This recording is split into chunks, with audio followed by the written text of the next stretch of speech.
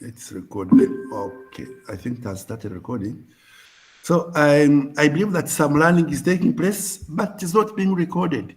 And that is where the danger is. After 2 years after this class, what do you remember?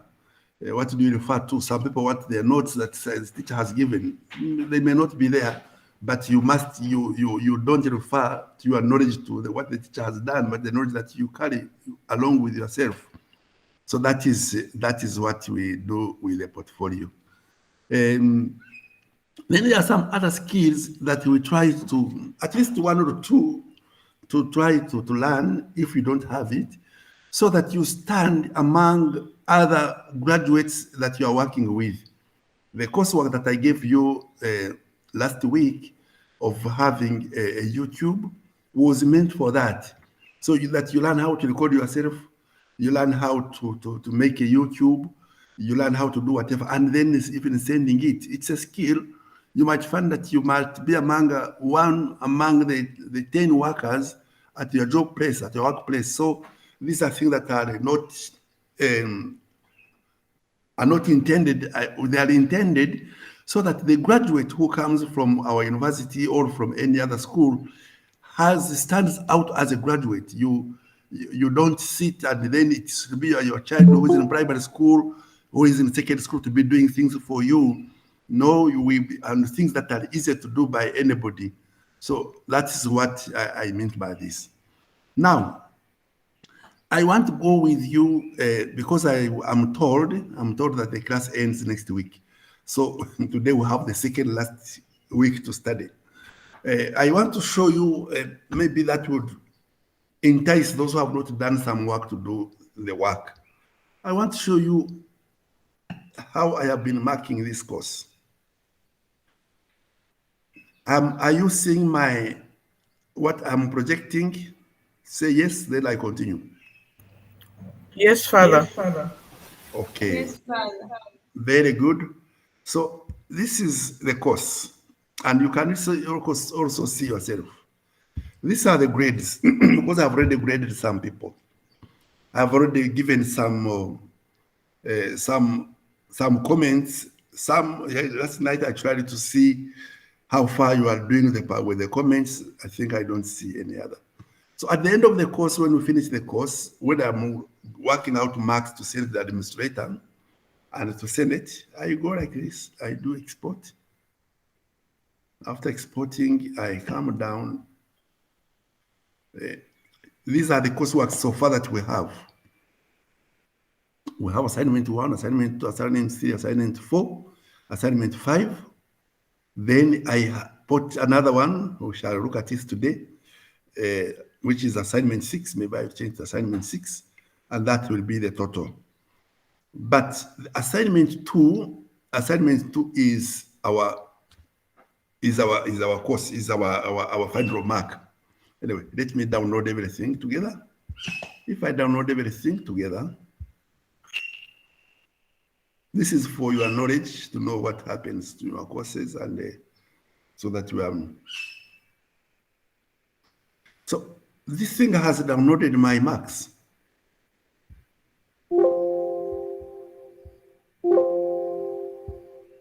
So this thing, so don't look at people's marks, but this thing has downloaded marks. And I'm giving a lot of marks, mind you, because I think that all those who are working are doing something. So, but I still have people who have nothing. And they come to class, they have nothing.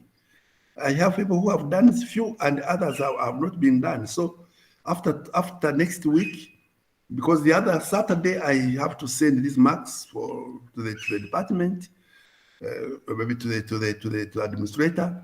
So people should be having their marks. So if you don't have, for example, of course I have issues. I know what Achan, I hope she's in class. I have her excuses. I allow you how to do these courseworks. But if there are people who do not have reasons, I may not stand in to give them chances to do that. Okay, let me people not copy people's marks because they are supposed to be.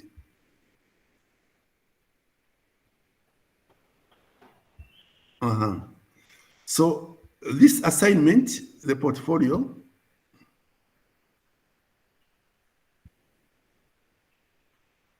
The portfolio will be my last exam, and I will get the marks of it.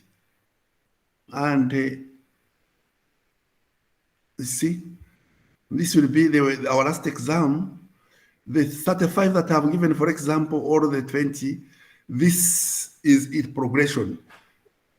If I go to look at it again, I will. If I find that you have improved, I will give you marks. If I find that you have not improved, remain up where you are. If I find that you have deleted it, I reduce the marks. So please, I am asking you to be very keen and be proactive for learning. I want to hear questions from you.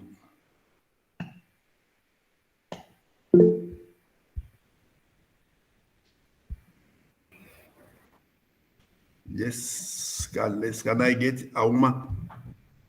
Yes, good morning, class. Good morning, Morning, Professor. Doctor. Good morning. Thank you for that. Thank you for that explanation. Yes, the YouTube, it was a challenge, but like you said, it was really a learning place for me because intentionally, somehow, it made us learn how to record a video, like you've said. I've been having a challenge with learning portfolio. I go there to post my learning. I try online, sometimes it refuses. I try to download, sometimes it doesn't, but otherwise I've not been having issues, but only with portfolio. Thank you. Depending on the level of tiredness that I will have at the end of the class, if there are some people who have some challenges that they need to work on, I could offer them 30 minutes to work on, but it depends on how tired I will be at the end of the class.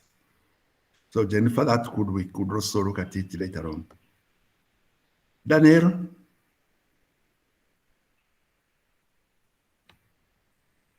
Daniel?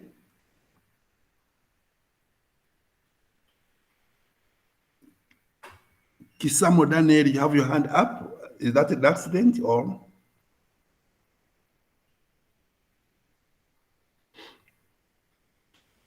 I hope that was not an accident. So members, Daniel, you want to say something?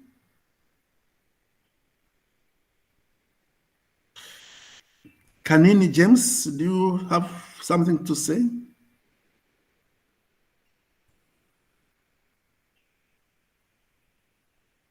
Is it me who is not hearing or? James?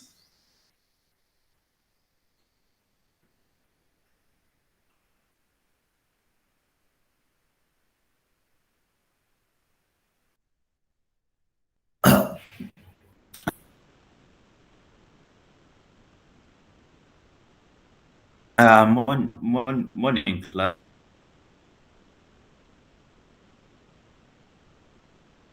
Morning, Doctor.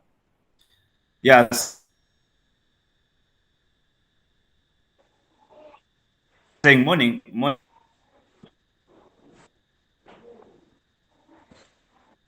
class.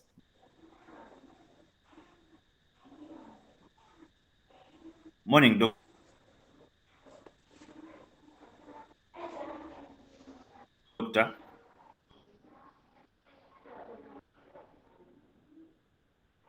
I don't know if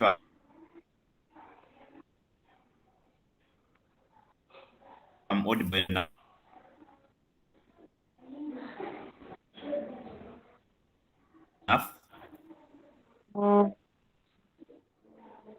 Yes. Yeah, I was speaking, sir.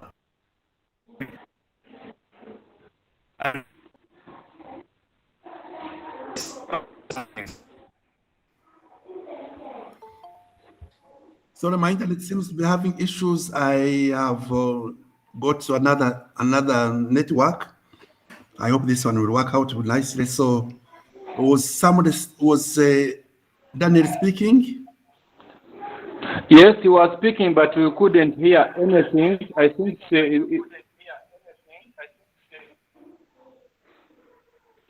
it's a network issue. Oh. Oh, yes, Father, I greet everyone. Okay. Oh, thank Yes, you. please. Thank you very much for the guidance you have been giving. My simple request is that we have been having issues with this new mode of learning. We request that at least before you make a final decision on leaving out some other members, please, we will make some small amendments so that we can all be included in the marking guide, please. Much as you are No, trying.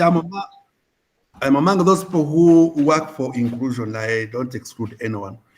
And you have seen that you have even been bringing in people, even at the end, I give them special treatment somehow if we get some time. So I am among those people who give really a lot of inclusion. But I've Thank you said very much. that we shall, everything is open until the Saturday that from 6th, that will be the 13th. 13th, 14th, that week I have to send away to hand over the marks. Because I also know that at the end of it, you want your marks, isn't it? Yes, please. Thank you very much, Father. Okay, please. So can we go to James Elton's? Yes, that's what I was sharing the same view.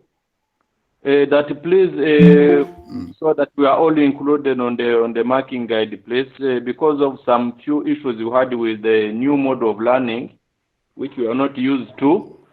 So we will be very appreciative if all. Try to work. I hope everybody appreciates it, though. I really hope that everybody's appreciating it. Yes. Elton, can you put down your hand? Then we have to go to Katie. Katie, you put your hand down, and also Sam Kilala. Yep. Doctor, this is Katie. Yes. I also had the same view because, I mean, being adults learning, sometimes you have different challenges altogether. So I think your consideration keep the system a bit open for those of us who have not been able to work for the last 1 or 2 weeks to try and catch up there. Over. Thanks. Yeah, of course, the good thing with the Moodle is that you learn remotely. If anybody has opened it today, you will find that last night I tried to put more learnings. Part of it, we shall look at it hopefully today. And I had 2 people who had issues with making a YouTube. I had 2 people who had issues. I don't know whether the class wants me to give some instructions on how to make a YouTube, then we can continue with the class later.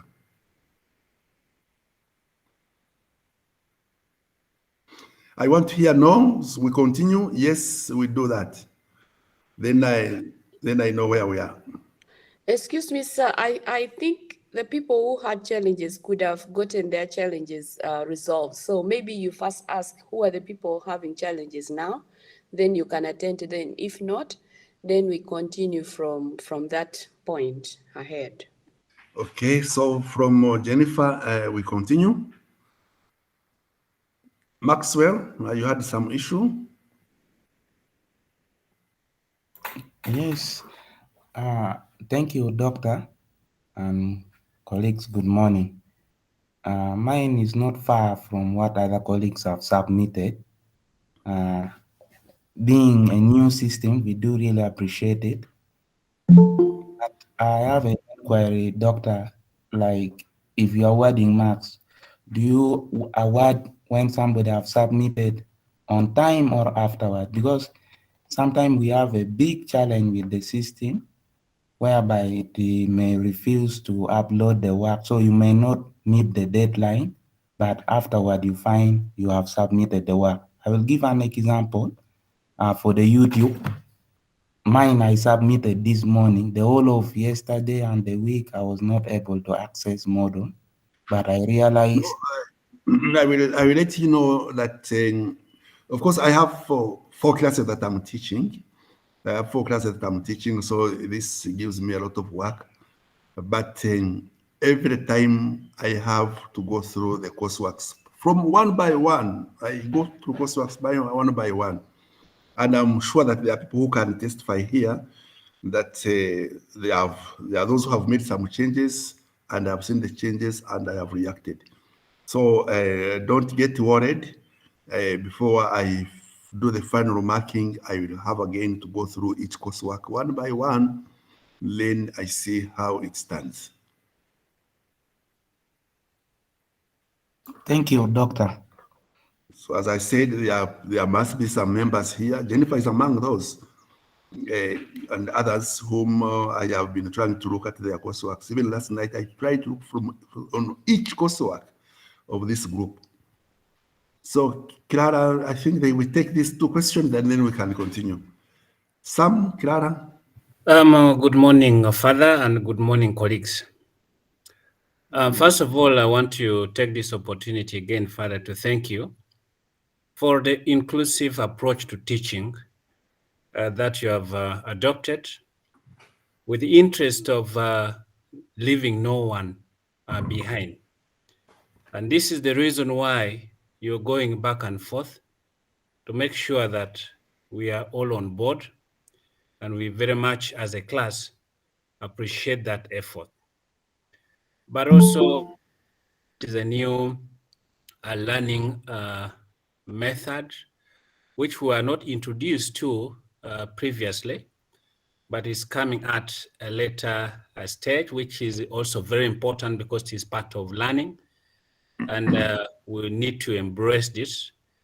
But also I would want to encourage my colleagues that yes, we may not have adequate contact hours like this, but of course, I've also noticed that there are some colleagues who could be of help to us in the course of the week that we are not able to directly reach further. So we can as well use this opportunity to enrich the learning process. Thank you. Yeah, thank you very much. I do believe, I recall my time when I was a student, that much of the learning was not from the professors. Much of the learning was from colleagues. Of course, we're using that old system of learning where somebody goes to class, talks, and goes back. So much of the learning was from colleagues. So please, I encourage you to collaborate, to have a peer collaboration, and you help each other on this learning. You can share your coursework with another person. For me, that's not copying. If somebody edits your work, if somebody comments on your work, for me, that's not copying. The work is yours and somebody is helping you to improve it. So please do the collaboration, which is necessary, because here we are to facilitate learning and nothing else. Okay, members, I think that's done. Last week, I was not able to attend class, but I gave you a work to do. And I gave you a lecture that was given by Dr. Augustine Cafero, who is in Nairobi. And he gave that lecture. I don't know how many people listened to it, because very few people have responded to the coursework. I don't know how many people listen to it, because it is also part of the work that I will give marks anyway. Meaning that if you want to get some grade, you have to go through it. And for me, it opened, I believe that it opened for everyone what you have to discuss, the ethics of migration. He was teaching ethics of migration, and it goes into elaborations of migrations and issues that surround migration, and a few questions on ethics. So I do believe that now, as we stand, we have a lot that is in our head that we have already collected, and maybe that makes our work today more easy.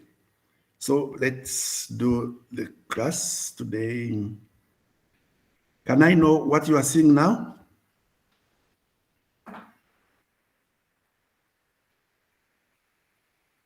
What are you seeing? What am I projecting? Doctor, we are not seeing anything. I can't see anything either. I'm Yes, not we are projecting. not. Okay, so you see. Oh, why not? Okay. It is failing to stop.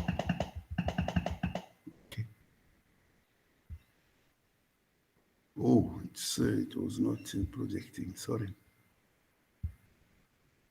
Father, just in case you had shared your screen, we are not able to see it. I'm sharing it now. I'm sharing it now. Oh, no, let me stop sharing. I do it better. Let me do it in a better way.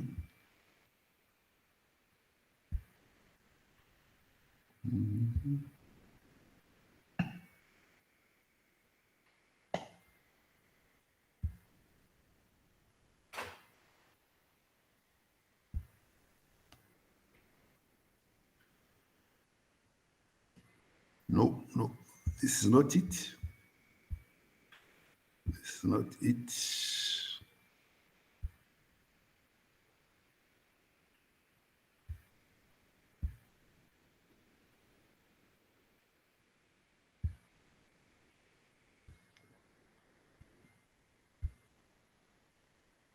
Is it because I'm getting old that things cannot work out so nicely? No, let me check this one.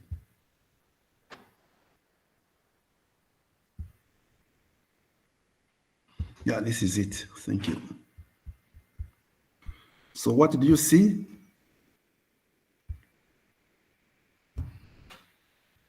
Ethics of migration.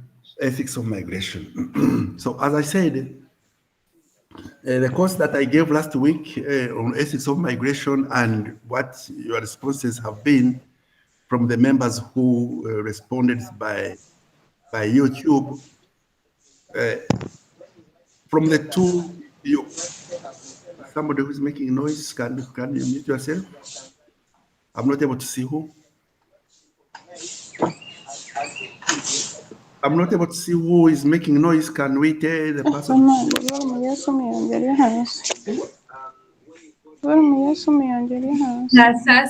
Nasasira, please. We are in class.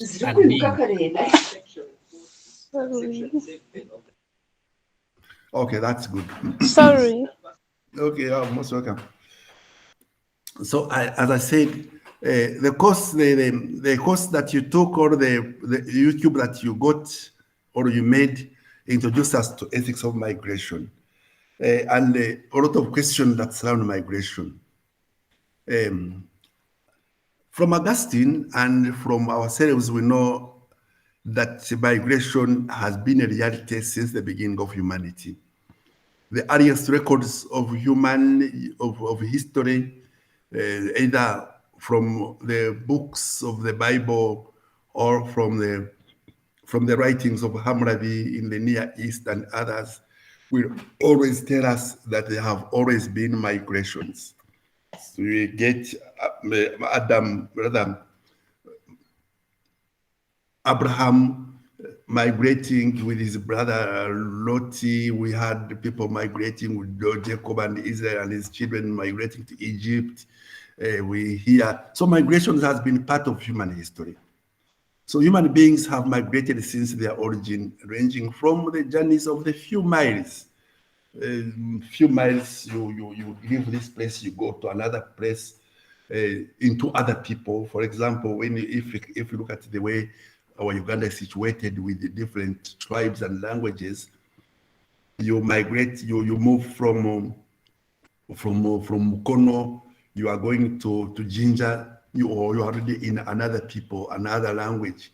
You move from Masindi, you cross Karuma, you are already in another language. So people have been migrating with a few miles travels across oceans and across. People have now been traveling over the whole world in planes and other things. And these journeys have been triggered by drought, by plagues. These are natural disasters, serious natural disasters making people move. And others have been forced migrations through slavery, escape from slavery, invasions, exiles, and other areas. Adventure seeking new land. People have been adventuring, seeking new land to make fortunes or to make power. People have been moving with their cattle to look for grass for their cows. People have been moving to form empires, colonies, nation states, and others. Now people are moving to looking for new opportunities of work. People are moving to Saudi Arabia, to Arabian countries for work, for labor, to America for labor, for other things, for a new life and other. And this is a human inclination that we have been following. I believe that you know this more than me because of the course that you have been taking. So current trends is that major migration trends used to be from developing countries to industrialized countries.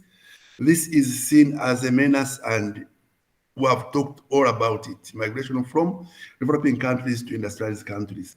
So I mean, we are not going to get all we know about this. There are a lot of pictures, a lot of videos given that show that kind of migration and how these people suffer in the Mediterranean, how they suffer within Europe, from Asia to Europe through the land, and people suffering. We have seen how it has become a menace, and people talk about it. And we also see the inhuman that is in humanity because of what we see.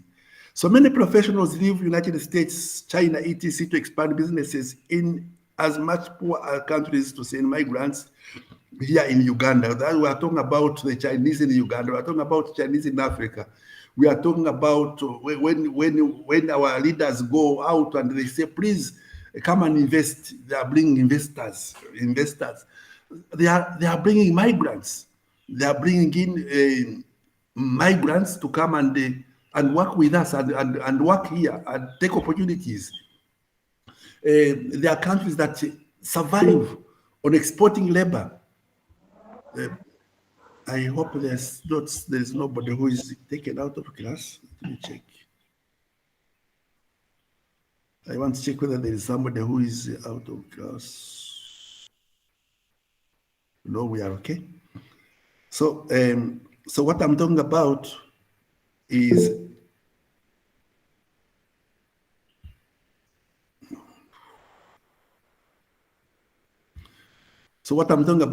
that we see very many trends, people from developing countries to developed countries, now people from developed countries to the developing countries.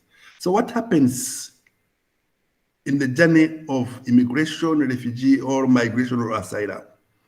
There is a pre-flight bad condition that will require one to think of survival.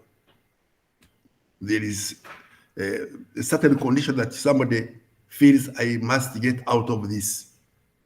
It could be war, it could be economic conditions, there could be social conditions, and many, many others. It could be simply going to go to your parents or to relatives, or yearning for something that is different.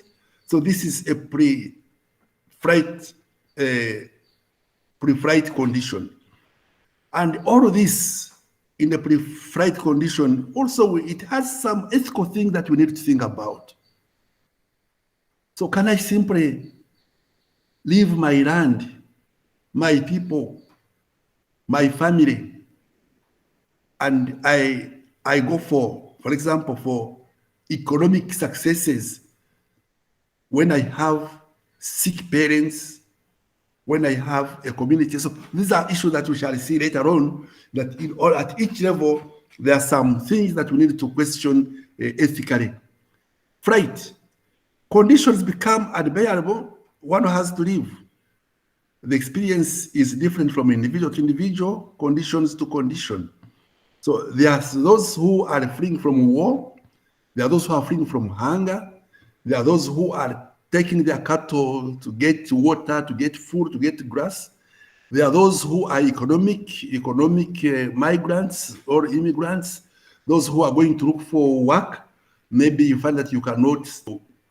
There are those who are going out to get more fortunes. You have some fortunes, but you want to get more fortunes. So the conditions become so much that you need to get something that is better. So after the flight, somebody is received. The reception, host community receives.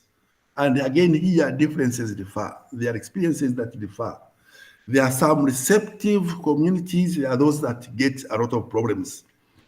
There are countries that will put a lot of barrier for people to enter, and others are open. So it differs. So settlement. So one is received as a refugee or immigrant. So then here people are settled. Then resettlement is the third place that may come in. You have seen, we shall see later on, how the Israelites, the Israeli community, the Israeli country has been sending African refugees out to other areas. Some have been coming to Uganda. From Uganda, they go elsewhere to Rwanda. Or we have had the Afghanistan refugees who came to Uganda. They are supposed to go elsewhere in the United States. These are conditions that take place every now and then. And as I said, at each level of the journey, there are some ethical conditions that need to be looked at. Challenges of migration and refugees. The first one is the social integration. So there are countries that we have countries that have different levels of resources. There are countries that have resources that are not tapped. You think about Africa, you think about Uganda, think about Congo, think about Zambia, think about elsewhere, where we have resources that are not tapped. And the untapped resources does not make a country rich. It makes it rich potentially, but this does not reflect into the people's lives. So with limited resources and stress of finding enough employment to meet the needs of their families, few immigrants have the time and the energy to develop social networks beyond the immediate families or ethno-cultural communities. So when somebody has left home, has traveled elsewhere, there is a problem, that social integration. How do you make social networks that will develop you? How do you, I believe that among us, we have people who are working in refugee settlements or refugee camps.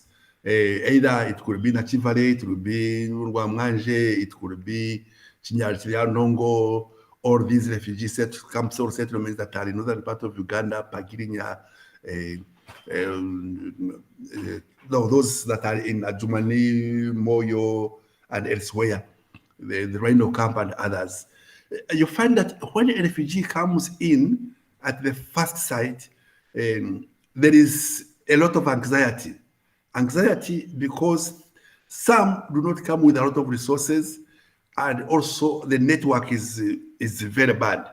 So the refugee definitely will find a serious challenge. Or if an immigrant is living here to go to Europe, let's say somebody has crossed the Mediterranean from Libya and you are going to Spain, you are going to other people, they speak another language, they have a different constitution, they have different laws, somebody's coming in late. Let me try to allow him or her in.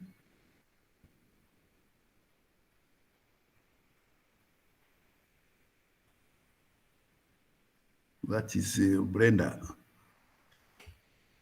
So, so you are entering into a new land, different resources, different. So it becomes a challenge for a refugee to live in such a kind of a community.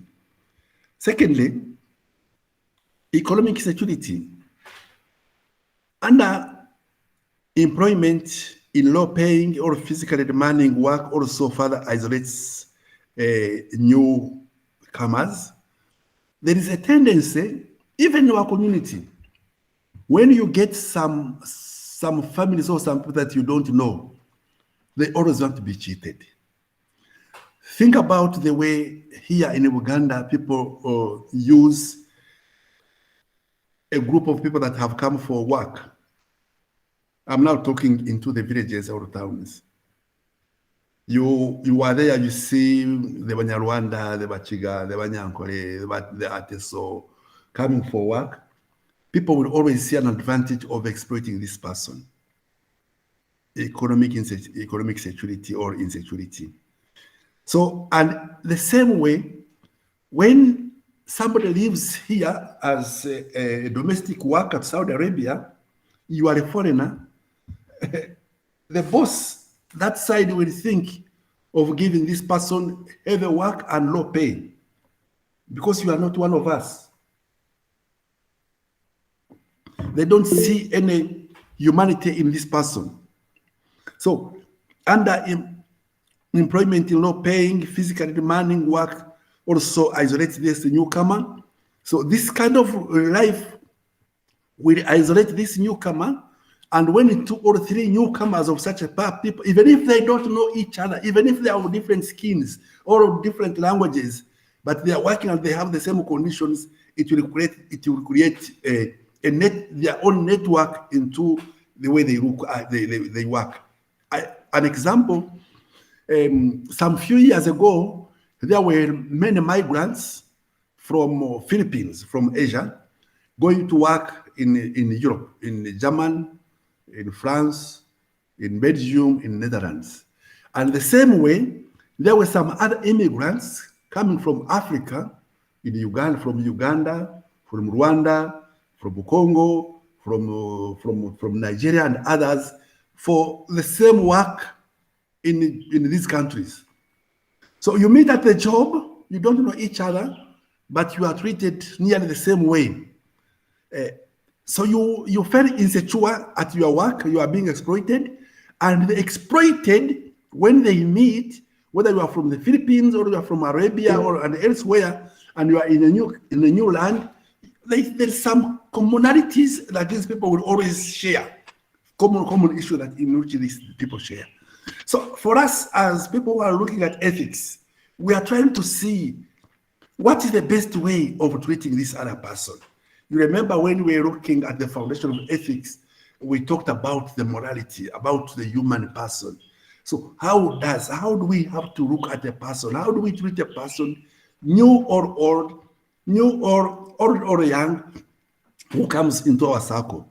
So there is a breaking circle of isolated employment and lack of self-esteem due to underemployment as an important aspect of the economy for security. So I have a quote from this gentleman, whom I used to call my hero at some stage. For me, when he was looking at the issues of land, those years, I was a student elsewhere, and I followed his reasoning that time. I had a chance of going to the Kenya Highlands,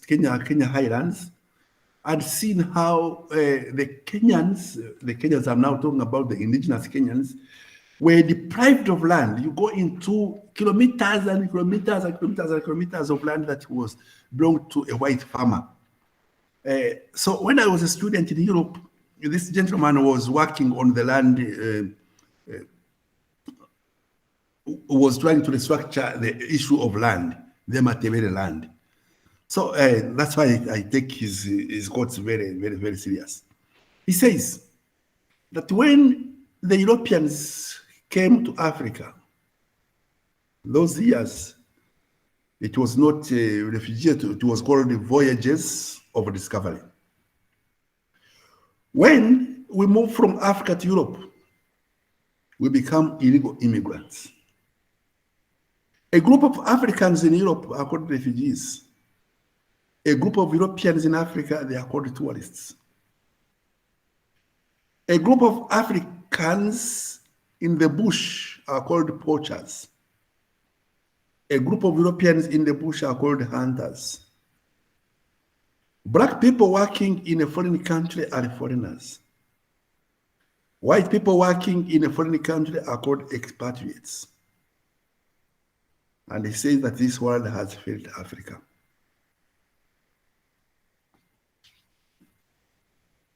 I am asking some comments about this.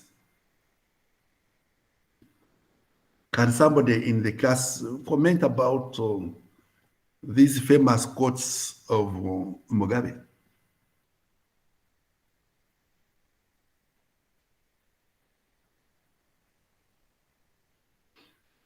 Am I alone or I'm talking to people? Because I don't see, when I project, I don't see people in class, so I only see my screen. Yes, please, don't raise your hand, simply speak, because I don't see you, the hand that is raised. Okay, thank you, Father. I just have a quick comment. Yes. Especially when one of the quotes says a group of Africans found in the bush, they are called poachers, while a group of whites are considered hunters. But my biggest concern here is that who gives this description? And sometimes, in most cases, are we the Africans ourselves. And for that reason, we tend to look down on our own, but again elevate others who eventually end up exploiting us and going away. Thank you. Okay, thank you very much. We have heard from him. Any other person? You can. Yes, this is Emilian. But you can also try to talk to each other. So, Emilian, please. Yeah, I think that is a double tragedy. Just to add on what Sam has just said, I must say that much of this is because of who we are. In Africa, we have all the resources, as you said, but these resources are not being exploited to benefit the people. We have put ourselves as second-class citizens amongst ourselves, amongst fellow Africans. We do not believe in ourselves, and as such, we want help from outside, from foreigners, from people who do not live in Africa. And we have been meant to believe that we cannot manage our own initiatives, and as such, somebody has got to justify why we are what we are, and that is why some of these quotations have been brought forward. Thank you. Thank you very much. Any other Yes, person? Hello, yes, doctor. Yeah. Hello. Hello, I'm hearing you. Yeah. To me, I would think to the investment like people are putting in, like the scenario of how people are selling their lands to go and work abroad. That's my interpretation. And then the issue of remittance. Yeah. So thank you very much for the comments. I just want to say that I'm answering the two people who I don't know the name. One was Emilian, I think. Another one, I don't know who, because I don't see who is talking. I want to say that Sam. I want to say that really colonialism on Africa was total. Total meaning it changed everything, and we are going to continue fighting this colonialism until I don't know, maybe when Jesus comes for the second time. I give an example. There are times when we used to have European students coming to our university here to study. You will get a class that has about 3 or 4, or sometimes 1. The class is about 70 or 80 students. And there is one white person who does not actually even speak very good English, because maybe the person comes from German or Netherlands. The English is as poor as our English. But the moment this person comes to class and someone is speaking, another student is speaking, you hear this Ugandan student changing an accent because there is one white person.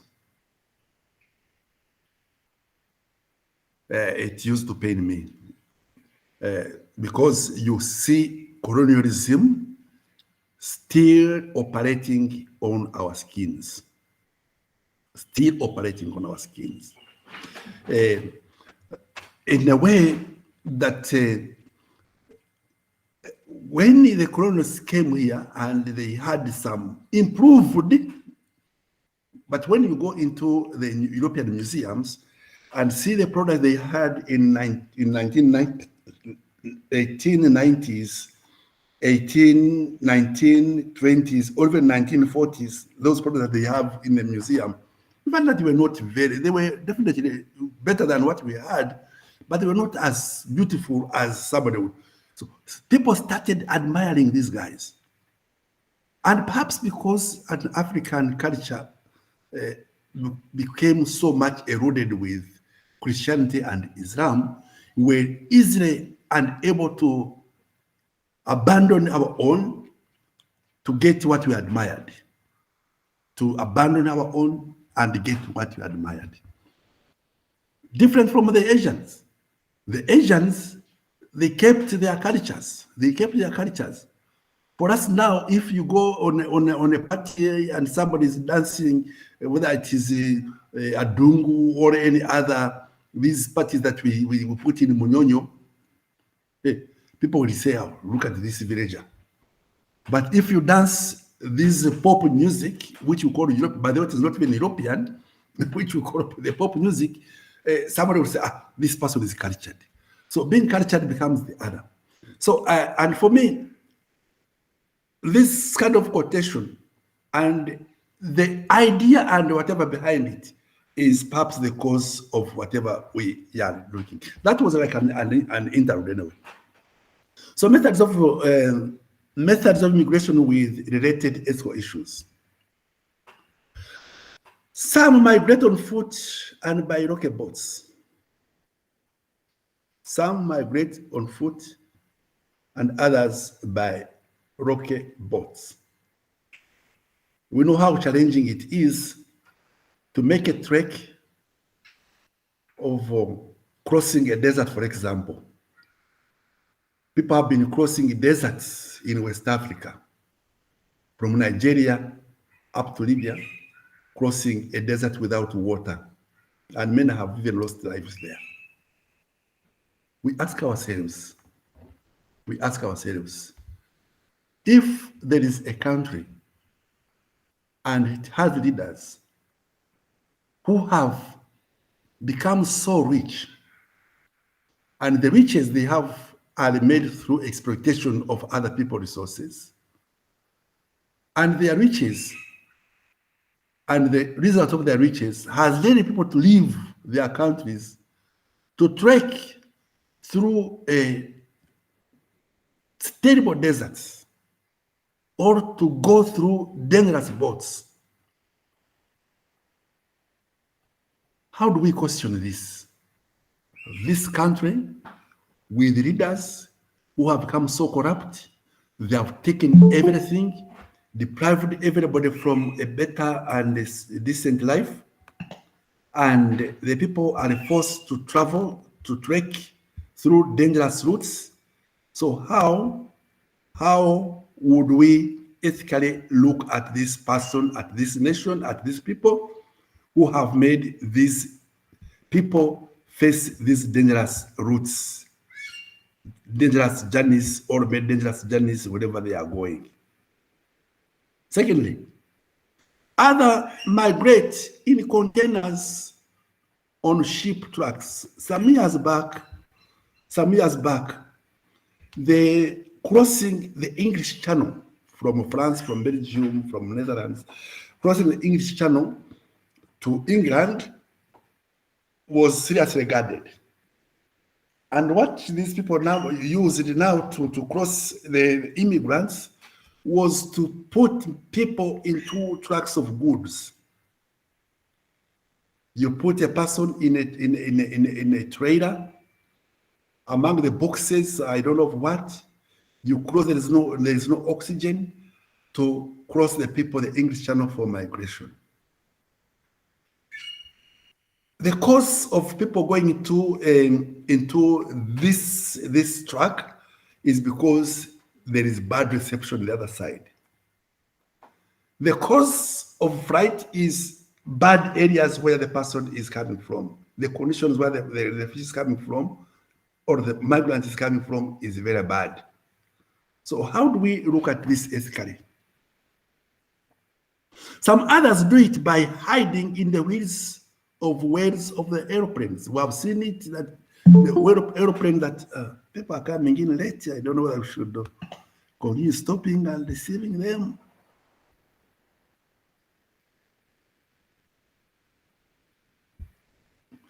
You can see that when you come in late, we disturb others. So I hope next time we shall try to be as early as possible. I might not even failing to get my course. Okay. So some others have started crossing by the wheels of airplanes. Some die in those because of the coldness into those planes, and others, anyway, very dangerous. Ships and planes account for much of the migration that occurs legally across borders. The newer method of moving across borders are proving to be riskier and dangerous, crossing along the borders. Just try to cross from the border of Uganda to Rwanda. Here, try to cross from the border, even if you are not a migrant, you are going to sell your property, or you are going to meet your relative across the border. Very risky.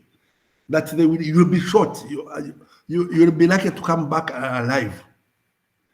So things are becoming so dangerous between the borders and whatever. As movement is restricted by the building of walls, we have had Trump trying to build a wall. There are wars in Israel. There are wars. People are trying to think to put walls and stop people from entering and other people leaving. And increase the use of technology, people turn to those who are sophisticated, organized, and possess resources to move them around these barriers.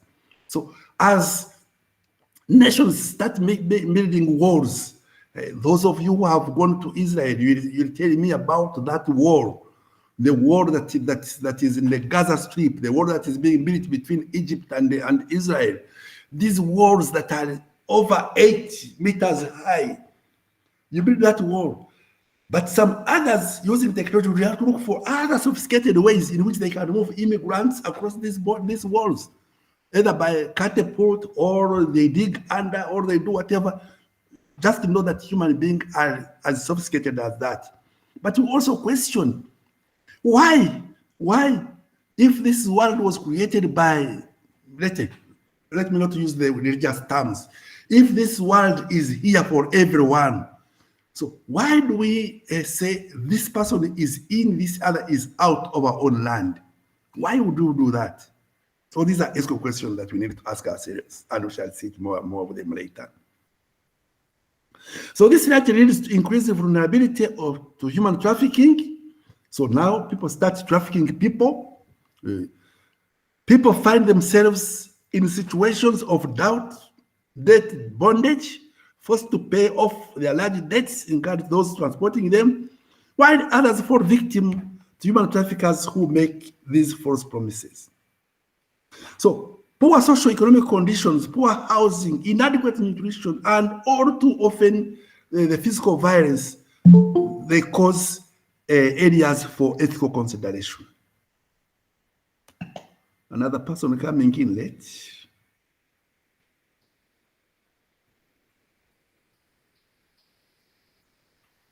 This is Stephen Biko.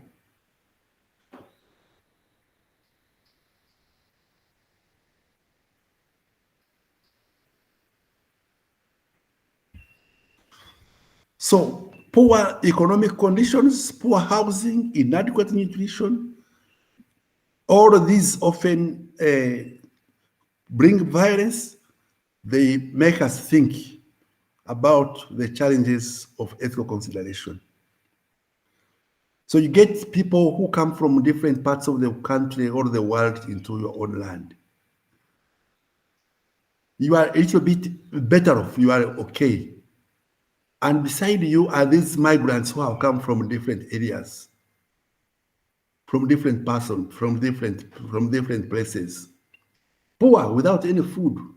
They live beside you with inadequate food, inadequate housing. Of course, we live by it. Just going through these areas in Kampala, these slums of Kampala, go to the slums of Nairobi, go to the slums of these towns that are coming up now, where you have poor communities, and beside them there are some rich communities, those who have nothing, and beside them there are people who have excess, even what they don't even they live in luxury of wasteful things when they have some families beside them that are having issues. So it also happens to this kind of migration. Isolation and difficulty in accessing appropriate health care, stress and risk to psychiatric and psychological health. So refugee and migration professionals can address these immediate needs and can help address the root causes of migration by contribution to peace building and protection, working towards longer-term policies to prevent, mitigate violent conflict, and promote development. So we have seen how Uganda has reacted to this kind of life, where we have that open policy, the open-ended policy that allows people to come and get refuge. We don't know how it will end, because I believe that when we are here or we are not here, the country might get stressed up by the big number of the population that comes in. Maybe later on, Uganda will come and say, okay, let us change our policy, we close a little bit. But I mean, looking at the entire issue, if the world is for everyone, why would one world close its borders to stop others accessing their borders or their land?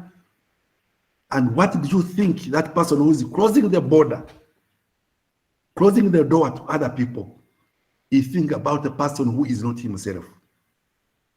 The ethics of migration and immigration are complex. There are many perspectives on why people migrate, how people migrate, what impact migration has on receiving, transit, and sending countries, and whether countries should encourage or discourage or limited migrations. Another person coming in late. I could allow the person.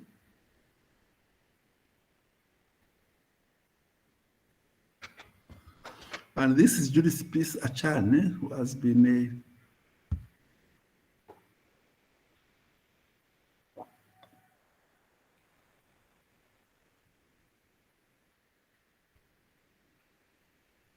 Peace Achane, you are coming in, I think, for the first time, and you are late, so much late. I don't know whether you will catch up with us. Let me hope.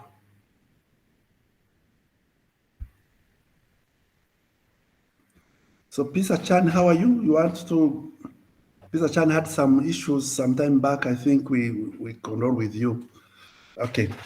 So, root causes of ethics.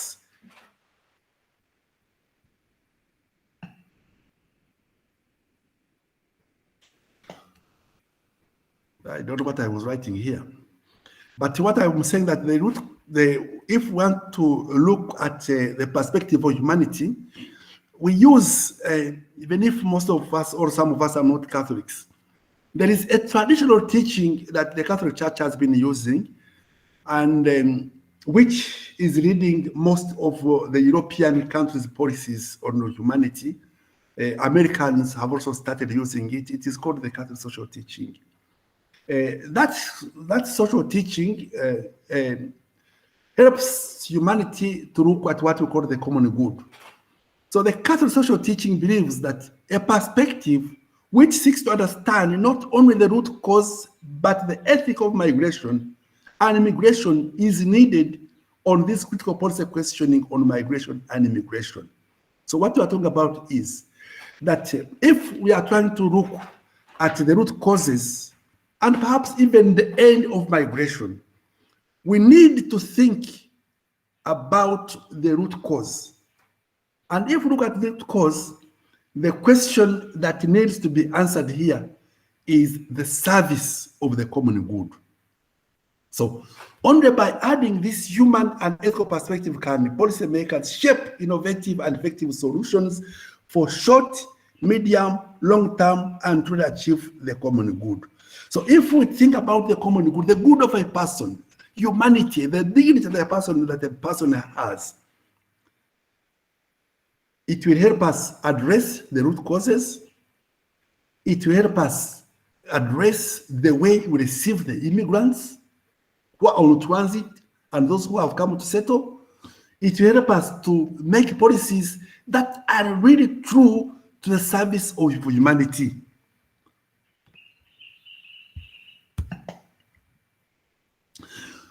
For good or for ill, the current immigration debate takes place in the context of international law, where the moral agents are not human individuals but states. So, what do I mean by this? So, we have been trying to see the issue, especially the Americans, the Europeans, when they're debating about immigration. The person who is debating, of course, these are human beings, they are not debating basing themselves on the needs of a person, but the needs of the state. I don't think I've understood. So the moral agent that is involved here, even if it is the person who is debating, is looking at the state, not the individual, is talking as a state, not as an individual. So if you leave the humanity that is in you, you replace that humanity in you by the state, by the corporal body, then you lose it because you may not see the other person who is a person, because you are now acting as a state. You may not see the needs of a person as a person, but you look at the person again in a form of a state. And if you look at the person in the form of state, you look at his skin or her skin, you look at his poverty or riches, you look at the person where the person has come from, and then you lose sight of the humanity that this person bears. I give her that example. So you get Israel. Israel is a place that has refugees. There are refugees that are coming from Europe. There are refugees that are coming from Asia. There are refugees that are coming from Africa. So if you join the debate, not as a human being, but as a state, the first thing that you see is the skin of the person. These are Black refugees. These are African refugees. Let the African refugees leave us. Even the Black Jews, because we know that the Jews we have the Arab Jews, now we have the white Jews, and we have the African Jews. Even the Black Jew, whose origin perhaps could have been Ethiopia, will have issues living in the state of Israel. So that is what we are talking about. So when we are trying to join the debate, not as humans, but as states, there is a lot that we shall miss. There is a lot that we shall miss on understanding the humanity that other people who come to us bear. Because we shall lose the lenses of the state to judge individuals, and individuals who come to us as individuals, we judge them as states looking at their origins. Members, any question before I continue?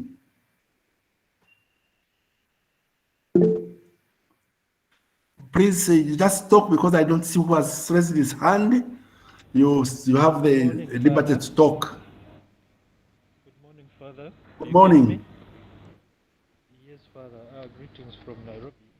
Yes. I'm just about to travel back, so I may again lose out for in the next 30 minutes or 40. Okay. I thank you for that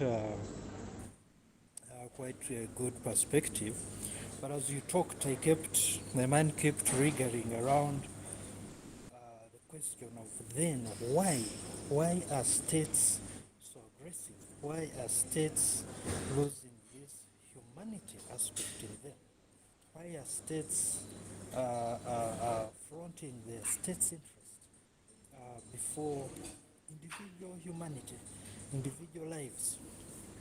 And I'm also one answer I'm quickly getting is could it be also that from migration, from regular migration, where from year to year we see it getting tougher and tougher, it could be probably because of also security-related instances where when states have relaxed migration policies, migration laws, free movement of persons, you see increasing also probably that also bringing in insecurities to these respective states or nations, like we are seeing, especially this increased radicals among others. I just thought I could share that quickly. No, thank you very much. Thank you very much. Can we get somebody to counter, discuss with him or join the debate that he has brought forth, which is very Yes, important? Yes, please. yes, yes. I speaking from him, but I wanted to say something, as in not judging someone because of the state or as an individual becomes now a problem. For example, most often when people see people from Southern Sudan, they're already taken as hostile. My question is, when do we apply situational ethics so that it is based on the situation? For example, a thief running from the other border coming, and you know that if you allow them to catch him, he's going to be killed. When do we really exercise the situational ethics in these matters of migration? Thank you. Mhm. Thank you very much. Any other person? Thank you, Father. This is Sam. Yesterday in the morning on NBS television, there was a discussion. Usually they have a media review or every Fridays in the morning. And somebody was looking at the current situation in Uganda, looking at the COVID-19 situation, looking at the different efforts by government to procure medicines or vaccines. But then somebody made a comment that it seems it is the president that takes the decision on what needs to be done. And yet, and people would say there are some people who consider him as the boss. And yet, on the contrary, the citizens of this country are the bosses. The president is just an agent of the citizens of Uganda. Now, the whole issue is about if he's a servant or an agent of the citizens, that means whatever decision that is going to be made should come from the citizens. Now, this brings me to a question here that when you look at the state's interest against the refugees, let me put it in that way, which one comes first? Because the state has its own interest in terms of protecting sovereignty, but also expressing the power that it has, and also the power to take certain decisions, irrespective of the common good, the common interest. So you see that the focus on the human person is ignored, but more on the interest of the state. And when you ask who is the state should be the composition of the individuals, whose unfortunately the interest may not be a subject of discussion at that level, like you rightly put it. So I think this is a big question that we really need to look at. What should drive the migration agenda? Is it the human nature? Is it the human face? Is it the concept of humanity? Or they generally looked at as state's interest? Thank you. Thank you very much. I just want to combine the three of you who have joined the discussion. and try to get sense of what we see. For me, I think the origin and the cause of all that we see, someone was talking about insecurity, now you are talking about issue of sovereignty, someone was talking about the situation of ethics. The question that really, the origin of all of this is that we have been led by greed. The Europeans from time immemorial, I am failing to give the class free access.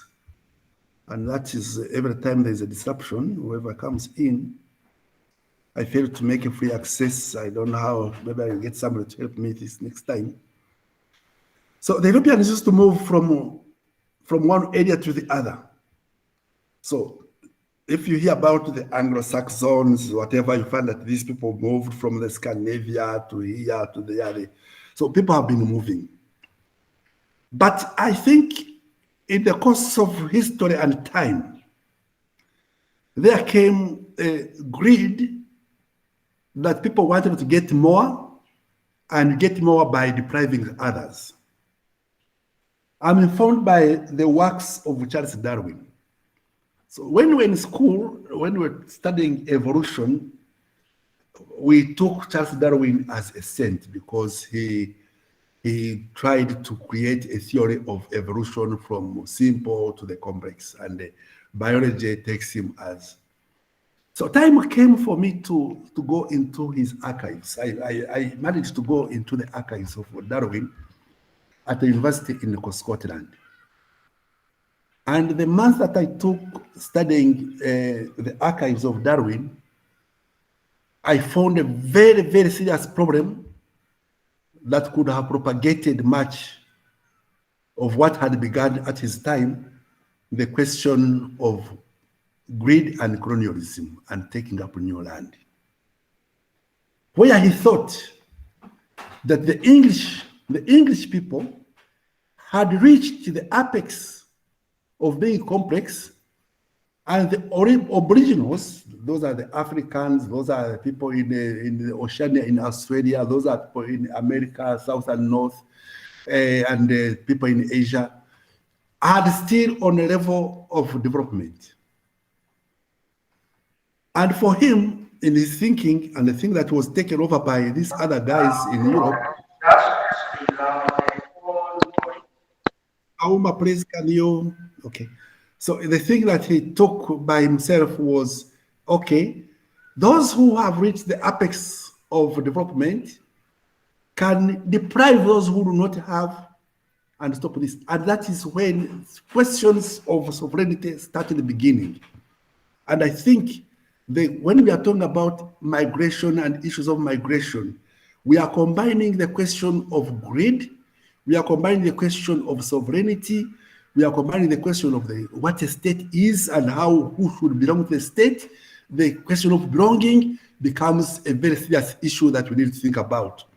And for me, I think that the debate that does on refugees and migration, that does not question sovereignty, that does not question the state itself,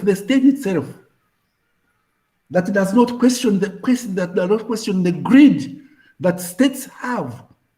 You want to take everything that is in Congo. You want to take their timber. You want to take their diamond.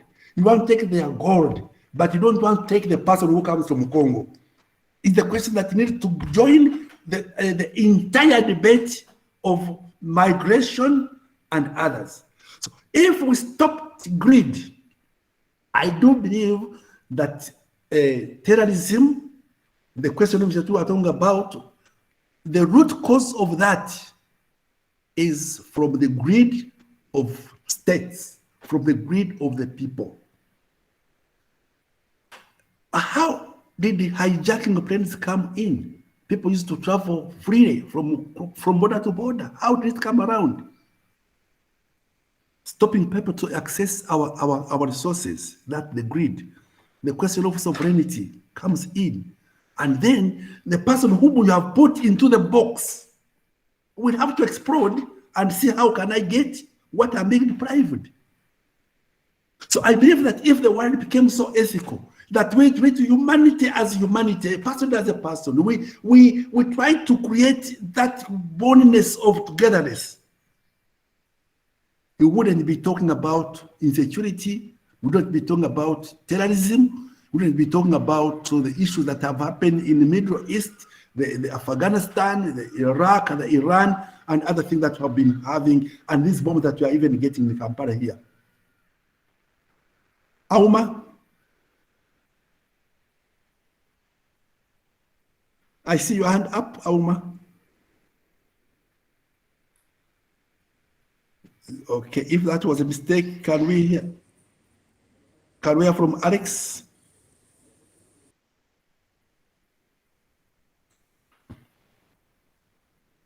Sorry, doctor, that was a mistake. Sorry. Okay, Auma, was that a mistake? Sam? Can I say something? Yes, please.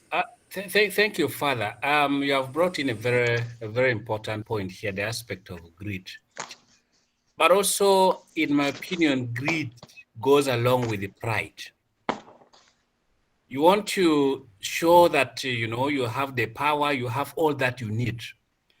But when you look down, you find out that there are so many who are suffering, so many who lack nothing, but you have a lot and you are not willing to give. Instead, you want to get more and more at the expense of others.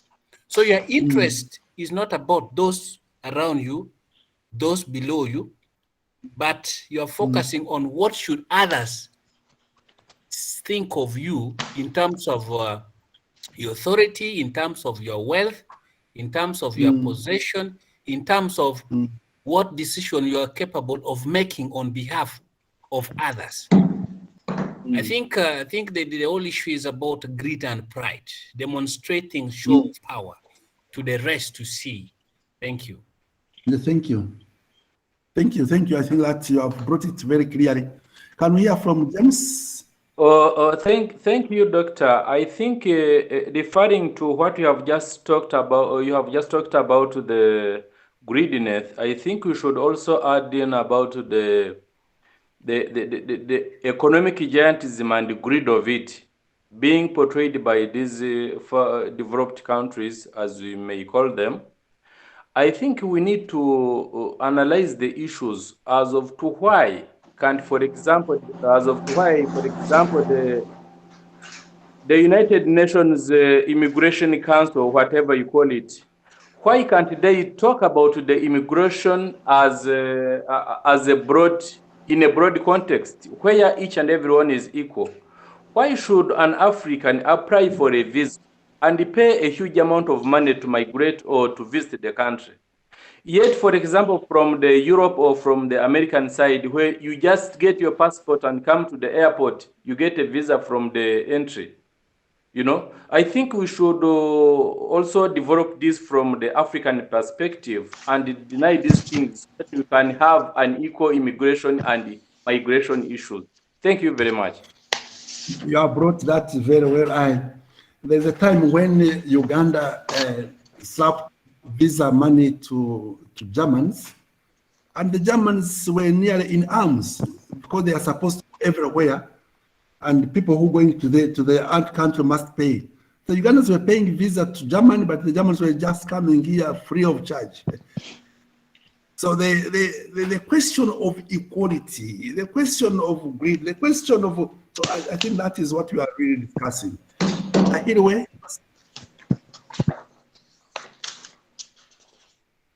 Innocent in the way. Thank you very much, Father. And it's a very, very interesting and passionate topic to me. I just wanted to add, and I really want to say, Father, you've hit the nail on the head.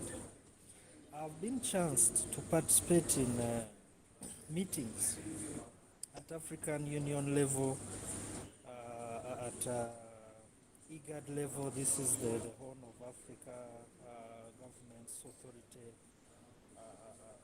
organization. Didn't you hear your African machine? Okay, now we are okay. at the East African community level. I've participated in these meetings where we've been discussing about free movement of persons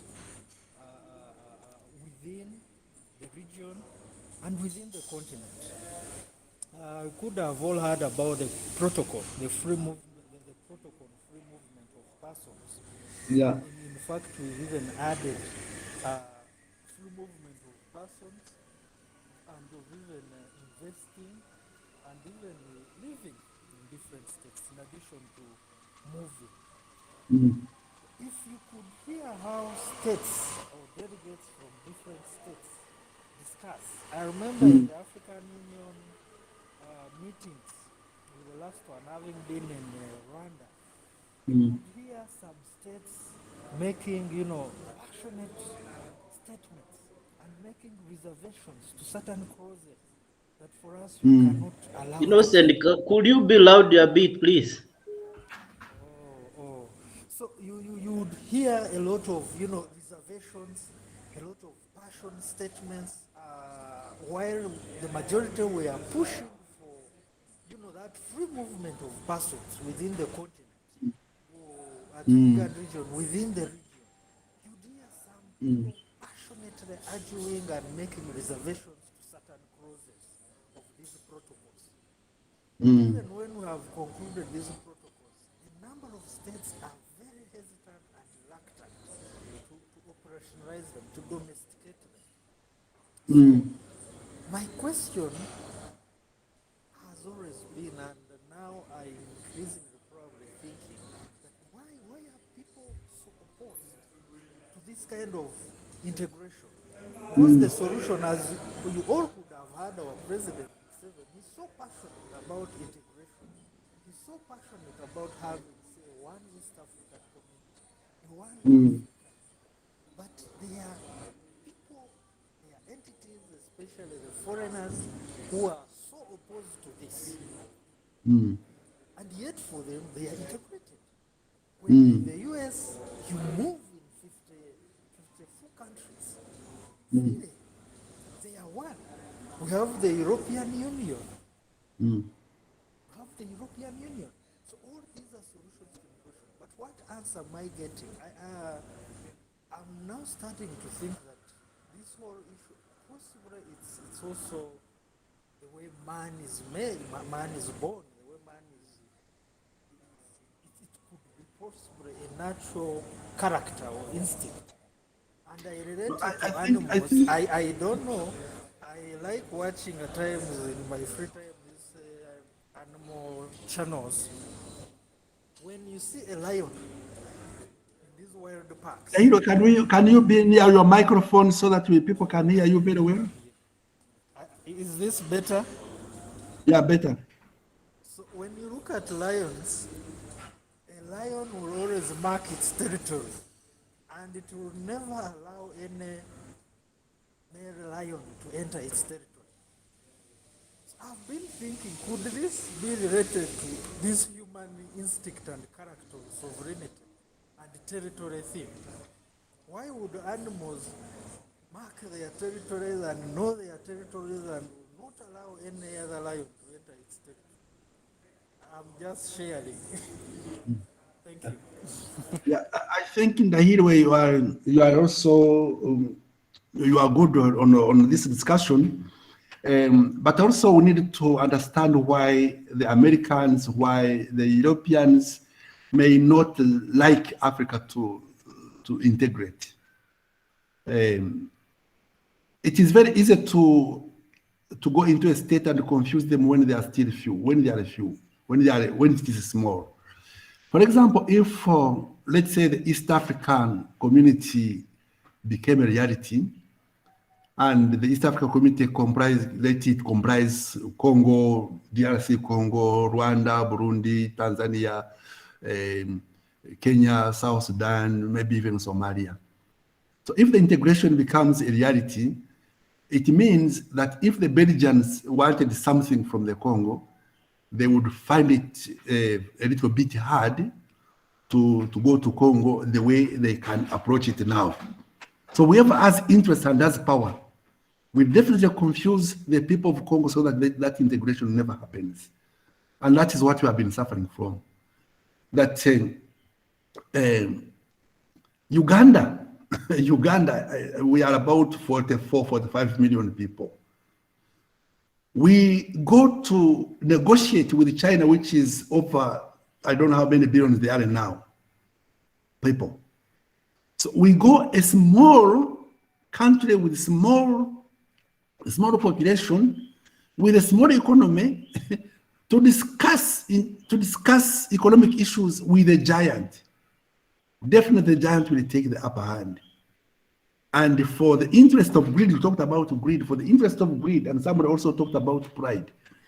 For the interest of greed and pride, this country that is benefiting from us and wants to continue to benefit so that it becomes a world, a superpower, will never allow Africa to integrate. And these people will always find a people that will support them. They will always, in the echelons of our society, they will never fail to get people who will support them, and they will support them to destabilize the integration that we want. And that is our problem. So the moment that these echelons of our society that stops humanity to come together to integrate and have that free movement, the moment they continue remaining with us, we shall remain the way we are. The moment we shall get our echelons to state the integration and looking at humanity of East Africa or Africa being one person together as one person, the moment we achieve it and we do it, then you know that we have reached the step of going forward.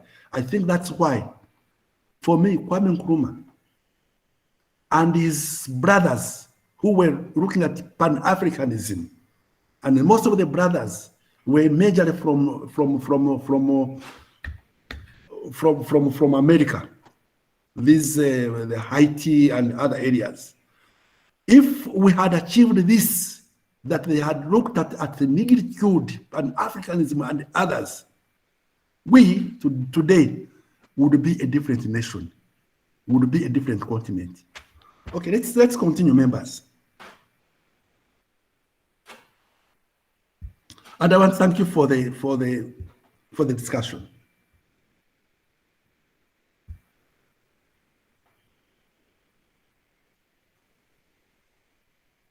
Okay, I think we're going up to here.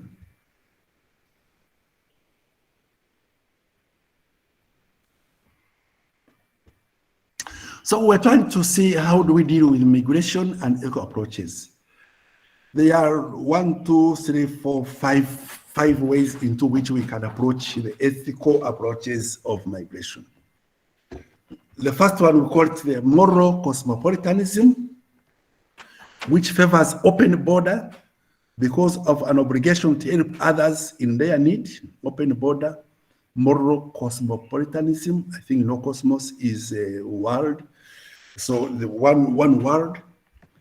The egalitarian vision, the equality of humanity, that is egalitarian, libertarian vision, the liberty, the freedom, the free society, the anti-cosmopolitanism, so, and also the humanistic value-oriented approach. And we shall see each accordingly. Let us look at the moral cosmopolitan. Cosmopolitanism is one of the first and most important historical roots to the philosophical idea of the world citizen. So think about the world citizen. We don't talk about the citizens of Uganda. We don't talk about the citizens of Rome. We do not talk about the citizens of Tanzania.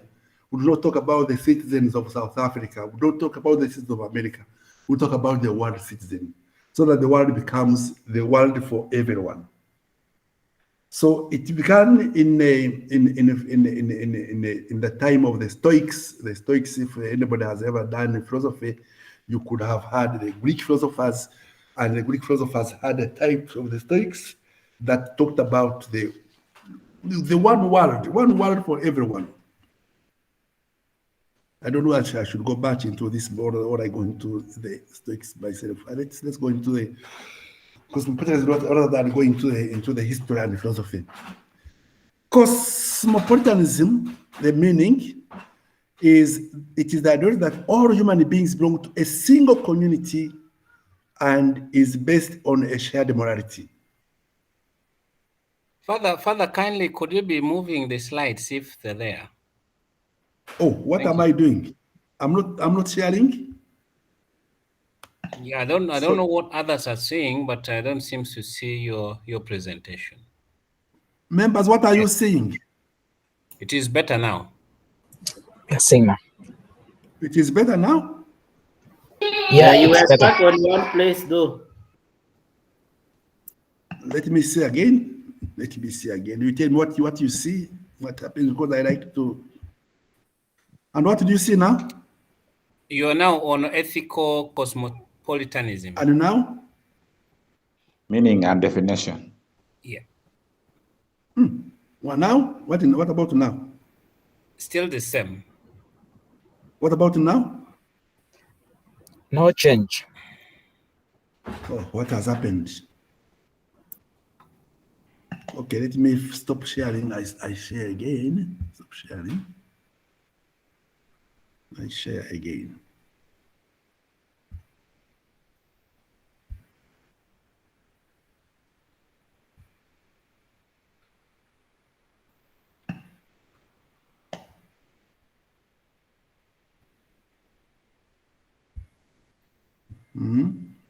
Let me see what we will see.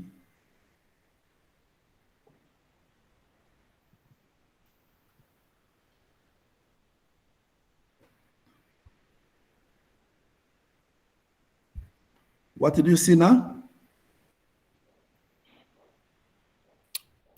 Father, we see the previous slide, meaning and definition of cosmopolitanism. What about now? World citizenship. Okay, we have. It's okay. So, in a cosmopolitan community, individuals from different places, e.g., nations, form a relationship which we call mutual respect. So if we are to look at the issue of immigrations or migrations, ethical cosmopolitanism thinks that we should look at it as a people who share a single humanity, a single community, a shared morality, where everybody has mutual respect for the other. And if this is reinforced, this can make noise.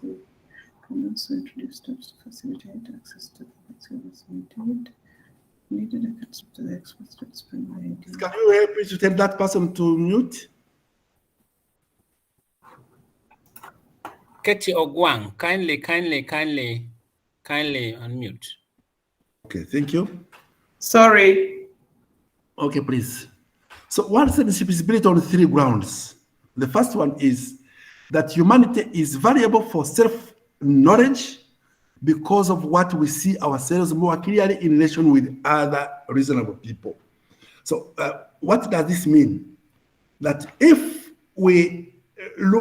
if I know myself, if me as Max Ngabila know myself, and I know my values, and I know my interests, and I know what I like and what I don't like, it means that I value even what others don't value. So each reasonable person has an interest. And if each person has an interest, and I know I have that self-knowledge of my interests, I also know that another person has also his or her own interests, meaning that I must respect the interests of this other person. Secondly, humans will be able to resolve their problems if they see them through the world community of justice and reason. So if I have my problems and I want to solve my problems, the world that also has problems, which is the other persons, will help me to solve my problems as well. Because I can learn from my brothers and sisters, I can learn from my neighbor, I can learn from my mother, I can learn from learn from a different other person from another area, and this learning will help me to solve these problems. So Father, I have a quick comment here. Okay, please. When you say humanity is valuable for self-knowledge, because of that, we see ourselves more clearly in relation to other reasonable people. What do you mean by the reasonable people? Because that sounds a bit ambiguous. What exactly do you mean? Okay, let me go much into philosophy. I was running away from philosophy. Now you are taking me there. So there is a French philosopher called Levinas. Levinas was a Jew, and his parents had suffered the Second World War when the Germans were killing the Jews. And that led him to try to philosophize on how we look at difference, how we look at people who are not us, how we look at people who are not from our community, who do not speak our language, and who do not do what. So those who are not us. So you will always say, that community. I give an example of this practically into, I was teaching this course some years back. It could be about 7 or 8 years ago. And this class was taking place at Rubaga, because you know that this is an evening and a weekend class. So we were in Rubaga. And in the class, I had this lady who was an Acholi and married to a person from my community, not the community. Now, my community, I mean people who speak my language, people who are called Machiga, because I'm a Machiga. So at break time, when we were looking at this, she gave a story of how she met her husband in a refugee settlement in the northern part of Uganda. So they were working for different organizations, but in the same refugee settlement. And from there, she got that communication, that bonding with this gentleman, and they married. They got a child, and the time for them reached when the man wanted to go and introduce this girl to his home from northern part of Uganda, taking the child to Kigezi. Sorry to give the story, which is long, but it has a lot of lessons. So when they were preparing to go, then these issues of talking about others began from the settlement. The prejudices. You know, when you reach there, you first sleep with your father-in-law. These people, they are the in-laws, the daughter-in-laws. Before they go into the home, they first sleep with the father-in-laws. So the girl was giving her that story. How she was told that when she goes home in Kabale, the first thing to do is to sleep with the father-in-law. It first hit her badly. She talked with the husband. The husband said that's not true, but she couldn't believe, because it was the story that was running around into the settlement. But afterwards, she made her mind, let me go. If it happens, it happens, because I will not be the first person, because everybody does it there. Then she travels, she goes, and of course, nothing happened. So why I'm bringing this, it is the others, us, they. So the Levinas tried to bring that philosophy of me and the other, us and others. And it tries to help us understand how do I come to call myself as I, as a separate being from others. So if there were no other people, I was the only human being into the world, I was only me, I wouldn't even speak about referring to myself as myself. I would be the being. So meaning that to define myself, I must be having somebody who is not me. So for the people here in Uganda to call themselves Baganda, it's because there are people who are not Baganda. If everybody was a Muganda, they wouldn't even call themselves Baganda. They would be something else. They would say us as human beings. But you call yourself Baganda because you know that you have neighbors who are not Baganda. You have neighbors who are Banyoro, you have neighbors who are Banyankole, you have neighbors who are these people from Tanzania, whatever they are. You have people in Jinja and other people who are not you, then you define yourself as I. So why do I bring this example? Is that humanity will know itself the way we are because we stand in relation with other people.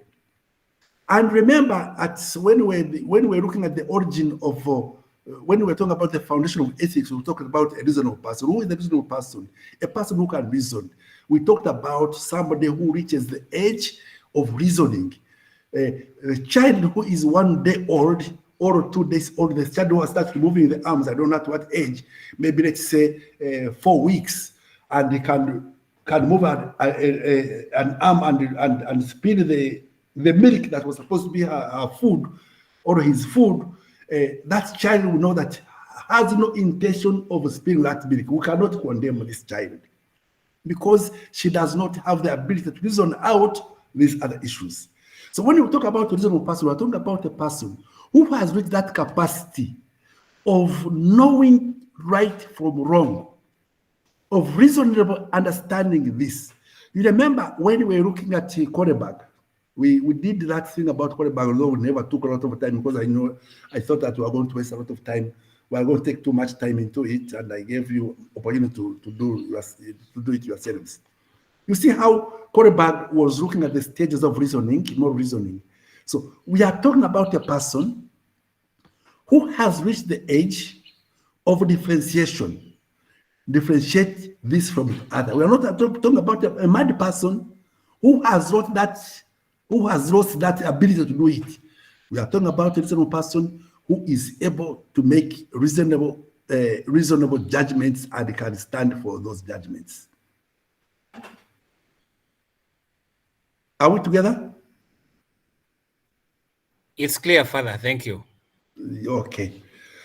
So the cosmopolitan, of course, that is Greek. So the cosmopolitan citizen is intrinsically valuable because it recognizes in people what is especially fundamental about them, most worthy of respect and acknowledgement, their justice and goodness and their capabilities or their capacities for reasoning in this connection. So if we take this cosmopolitan, moral cosmopolitanism into the issue of migration, it means that we have to face each individual who comes to us as a human person with whom we share the same humanity, the same world. So in 1797, the essay of Perpetual Peace by Immanuel Kant stages what you call the EU's cosmopolitanism or the cosmopolitan law or cosmopolitan right as a guiding principle to protect people from war and moral grounds this cosmopolitanism right by the principle of the universal hospitality. So cosmopolitanism will try to help us understand that we can have a principle of universal hospitality. The concept of the state where one state where of each individual is an immediate citizen and where the state can disappear. There should be an international authority superior to the states for the enforcement of the international law. So that we have gone into issues of sovereignty, that we have entered into the issue of national grid or racial grid. Then, according to Immanuel Kant, then we need to create a state that will overrule other states. And I think that is the original thinking of the UN, United Nations. So cosmopolitanism does not negate particular belonging. Particular belonging is the home from which the universal citizenship is learned and respected. So when we talk about cosmopolitan, we are not saying that they get everything that is particular. No, it is from the family, from the particular, that you even learn how to love. Love is learned from home. So meaning that particulars will help us actually to embrace others. So let us not negate them. They give us a belonging, and that belonging should again give us a way to embrace other people. Questions before I go to liberal egalitarianism?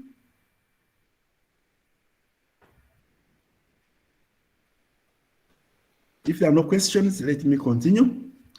Human freedoms. Our freedom to pursue our own projects insofar as doing so does not interfere with other freedoms to do the same.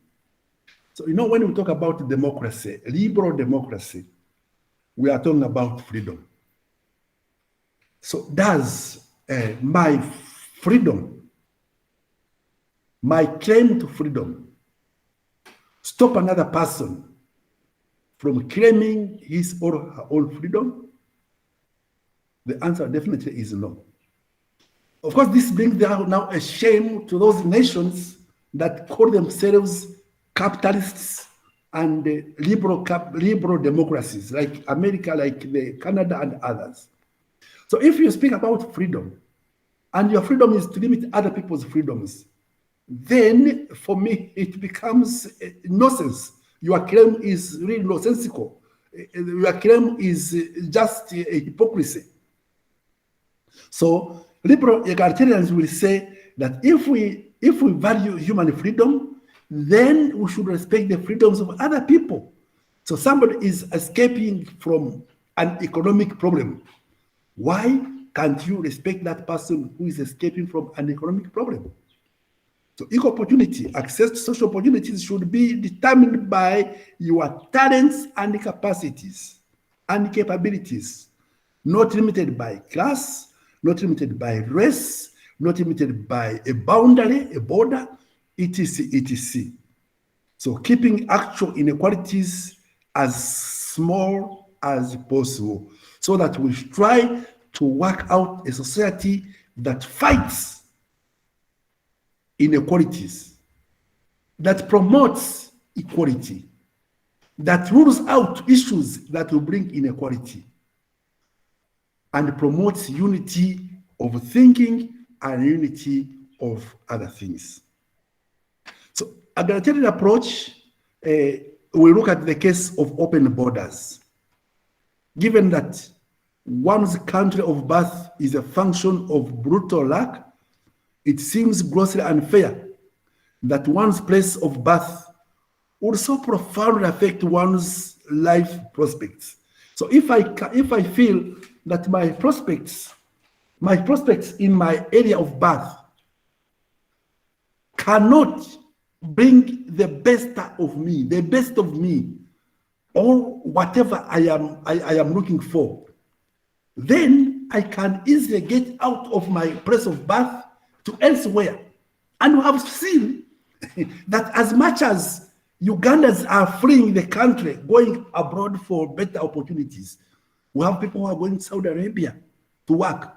We have people who are going to America to work. We have people who are going to South Africa to work. We have people who are going to Europe to work. But in the same vein, we are having Arabs coming to Uganda to work. We are having Indians coming to Uganda to work. We are having other people coming to Uganda to work. So if we can allow this movement, free movement of people, where I see an opportunity, because an area where I see an opportunity, another person will not see opportunity there, but will see an opportunity elsewhere. Why can't we allow it? So the ethical egalitarianism in this way will say, let us allow people's freedom to move. Let us allow them to move. In fact, perhaps what we are working on by closing our borders, we are stopping even our own people to achieve getting their own worth seen elsewhere. We are closing them into the boundaries, into the borders. Why can't we allow them also to get other accesses elsewhere? You might find that Europeans are closing their own people from achieving the worth they would have got from elsewhere, whether in Africa, in Asia, or elsewhere. The way we are closing these people from achieving their worth when they come into our lands. Therefore, political borders must be opened so that no one is denied access to the benefits of wealth of the society. So if we open our political borders, the Tanzanian will come to Uganda and get something. The same way as Uganda will travel to Tanzania to get something else. So these borders, the borders that we are creating, are a menace to this approach of egalitarianism. And this one will allow us to think properly and ethically about the issue of migration and immigrants. So the libertarian case for open borders, the first type focuses on the right to private property. Secondly, the second type focuses on the right to free movement. So somebody who moves from here to the other gets a right to private property. Secondly, a right to free movement, and also achieving what you want to achieve as a person. Excuse me, Father. Please. Maybe what seems to be a missing link from egalitarian approach is that it is not questioning, it's only putting emphasis on leaving the political borders open. But it does not give an insight of why the political borders are regulated, where entry and exit are regulated. Of course, countries will tell you for a number of reasons. Either could be for security reasons. Others could be to ensure that harmful products are not let in the country, and others. But of course, so when I want to bring a scenario here where even if the political borders are regulated, but there's still some individuals who sneak in. For instance, when you're to take an example of refugee influx, I think last year or the other year, where the security at the border arrested a refugee who had guns, I mean an AK-47 in the luggage. So you'd ask yourself, what would be the intention of this particular person? You are believed to be running from for safety, but again, you are getting in with an arm. So what could be your intention? So should we still leave the political borders open? Thank you. Yes, I want to throw your discussion to the class.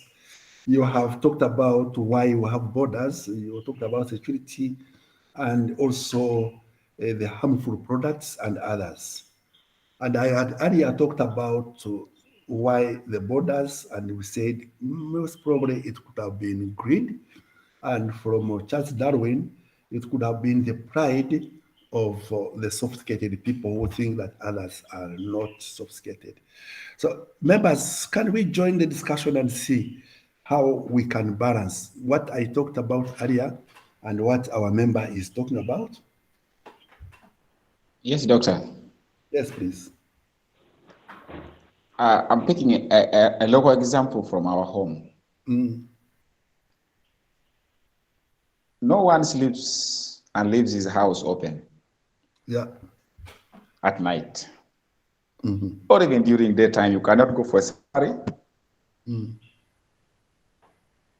Now, in a broader perspective, a nation is very security conscious, protection lifestyle.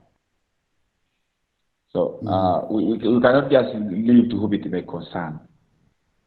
So for me, I interpret that generally humanity have learned also to resist, to act, to respond to certain situations. So you are thinking that a country is like a family, a home which you have to close sometime. Exactly. I do believe that 200 years ago, my grandfather who lived at that time did not have a lock at his door. Yes, that's true. So why did my other grandfather who lived in 1920 start locking the door?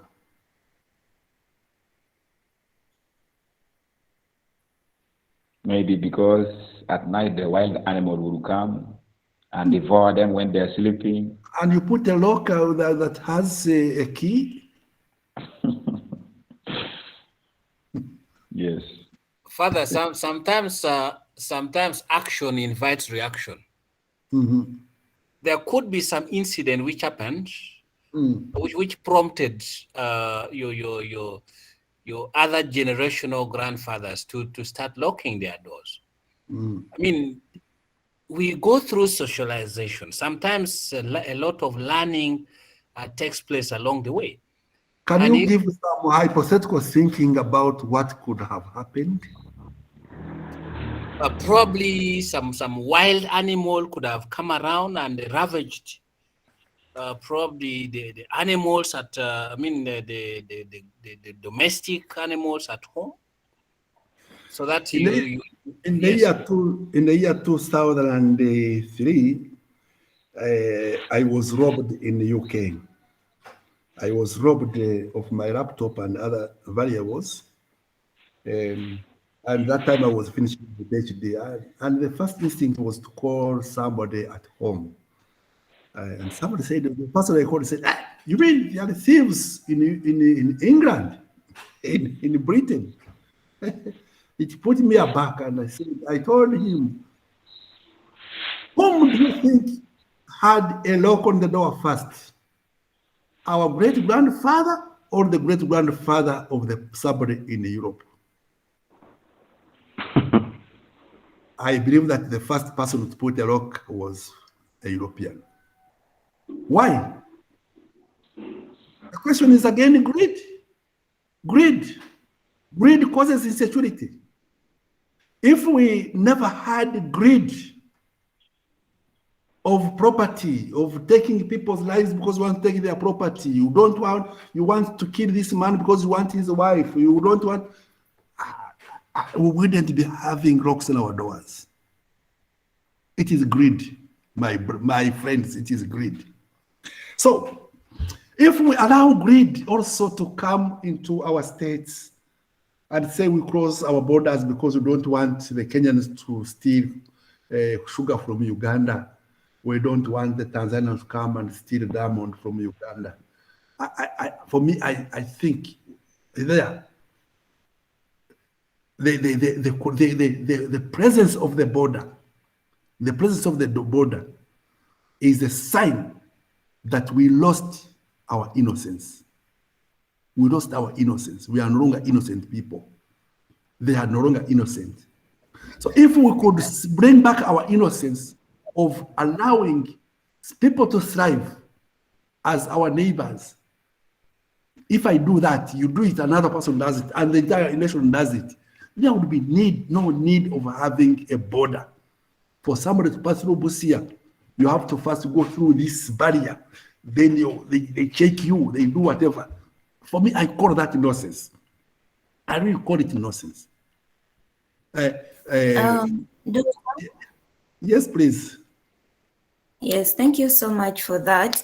But to me, in reality, I think we cannot achieve that innocence anymore, because we realize as we live life, we interact with so many people, we get to understand their intentions and why they do certain things. So sometimes I think people do that to protect their interest, much as of course others come with the intentions of greed, but then you as the other person, you also need to protect your territory.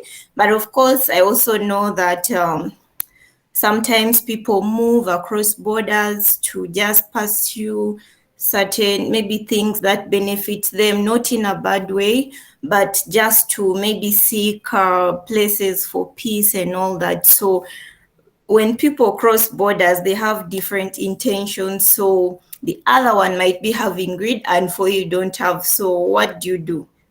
So I believe that innocence is lost. of course, yes. Let me ask you a question. Yes. USA, United States of America, all the 54 states are very, very big. If you put them into our African continent, we would be having 54 countries with the borders. But those borders were removed and people can move from one state to the other. So what advantages do we have? What advantages does Uganda and Rwanda have, Tanzania have over movement and the successes that the Americans do not have? Well, to me, I believe much as, of course, I know there are benefits to having an open borders and all that, but we cannot neglect the fact that other countries have their own intentions that we sometimes have to also be, be cautious of. But it's true that there are benefits and also disadvantages to those open borders. Okay, let me put it another way. What advantages do the American states that do not have those borders have and do not have here in Africa? Well, of course, there are so many issues with labor, technology, crossing borders that benefit the country and all that. Yes. So now what would I go for? The crossing of the border that does not allow technology transfer, that does not allow the trade for people to thrive, or I have an open border that will allow technology transfer, that will allow labor migration and labor transfer and whatever. What would I prefer as a person? For me, I would prefer the land borders than borders that stop the transfer and achievement of these things that we have been talking about. And I agree with that. And I'm talking at this using the two lenses of the cosmopolitanism and as an agrarian. I really find the issue of border nonsensical completely. So you go into some border communities. You could go into border communities. The other day, we had a vice president in Kenya who had a minister in Uganda as a brother. Same father, same mother. I know. I know. A brother who is in the military here in Uganda and he has another brother in the military in Rwanda. These are border communities. So, but now, the other day, they lost a relative. This border community, the one who are in Rwanda, they lost a relative. The brother of Rwanda was not allowed to come and bury his mother. Is that not nonsense? Let's continue. Humanistic value-oriented approach. So human beings should never be an instrument, but always the goal. The mistake that we always do is that we look at human beings as instruments for our riches, but not the goal for development. So this humanistic value approach would help us to stop looking at human beings as instruments for achieving the other, for a ladder to achieve the political aid, they achieve whatever, but a goal to develop together with them. So human dignity has to be above the sort of variable goals. So the dignity of human being should be the goal that everybody must attain, must look at to attain. So human beings should be able to develop all their dimensions. They develop all our dimensions. And if we don't all our dimensions. Excuse me, Father. Yes. There is an echo coming back. I don't. Wait, Alex. Alex, mute. Alex, can you mute? I cannot see who is talking because I'm projecting. So, has he muted? I believe Yes. yes. So what I'm talking about here is that the humanistic value stops us from looking at human beings as instruments for our wealth, instruments for our well-being, but as a goal that we must develop together with them. So human beings should be able to develop all their dimensions, and we should also try to help others develop their dimensions. So meaning that if I approach this in the migration and refugee context, there we must see that this human person who comes to me, who comes to us, who is approaching me, who is passing my way, who has run away from the other undesired condition to a desired condition here. The same way as my person is running away from a desired and a desired condition to another desired condition. We are talking about the South Sudanese refugees. They are running away from an undesired condition to Uganda, where they have they think that they can get a desired condition. But in the same Uganda, we have people who are running away from an undesired condition, and they are going for labor in Asia, labor in Europe, labor in America, and others doing. So why can't we look at the way we develop the goal, the dimension of this human person, so that they can reach the success and the need they want to develop in and by themselves?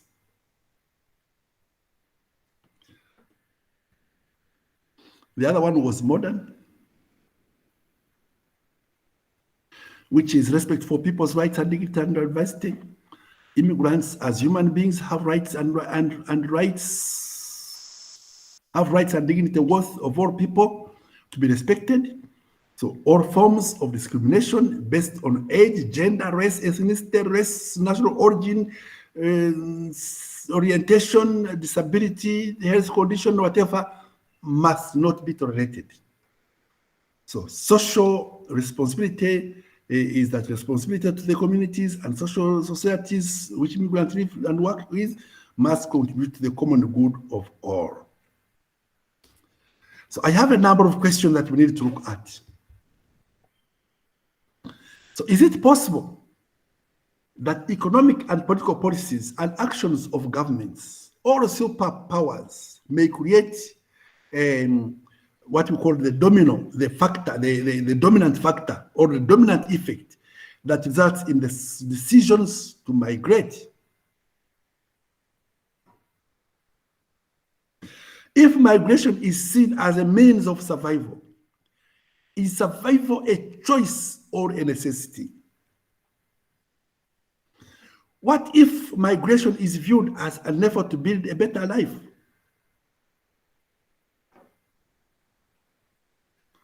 Is seeking change and pursuing dreams a choice of necessity for human spirit? So is being chosen to represent or blaze a trail of one's family or community a choice or an obligation? So if we answer, because I have a number of them, if we can answer these questions, then we know that we are able to understand what humanity is. I have some action that we need to do. So that's action today. I have some action to do, and action is on our Moodle. I could open my own Moodle, then later on you do your own Moodle. And this Moodle that I have today, what we are going to look at is also part of the coursework that you are going to do for this week. What are you seeing? Oh, I should have done it earlier. Can I know what you are looking at now? Get from here.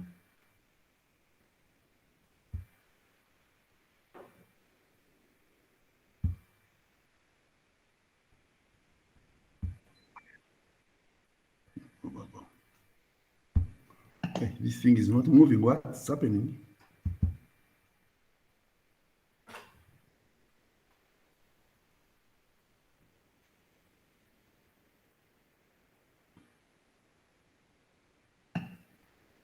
Can we have maybe some little break, because I think I've talked for some good minutes. One of you can get a cup of tea, can grab a cup of tea. Hello? We are seeing lessons from Israel. You are? You are not audible enough? Who is this? We are seeing lessons from Israel, that we write down lessons from. The lessons from that video.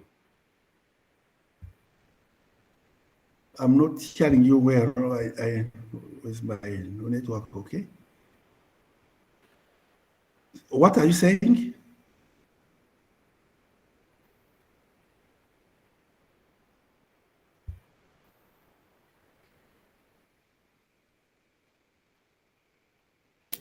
Sorry, Doctor, I can't hear you well. You're coming in broken. Am I being heard now very well?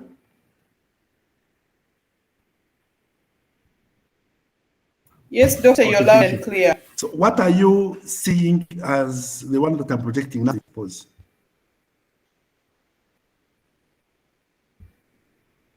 Doctor, we are not yet seeing your screen. There's nothing on your screen.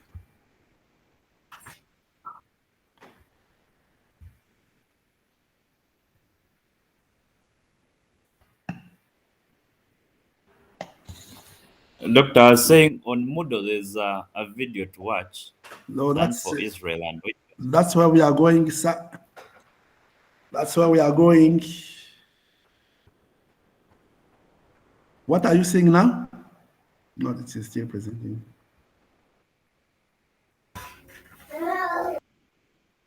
What are you seeing now?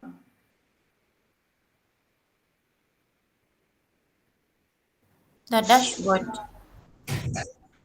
Your dashboard. Okay, you are now seeing what I put on this last. We are going to watch one of these videos.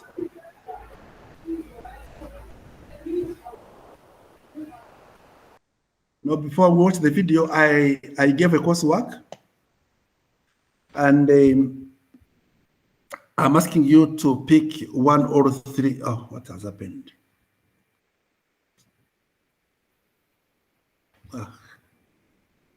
Are we still together, or because I'm seeing a lot of issues happening on my network?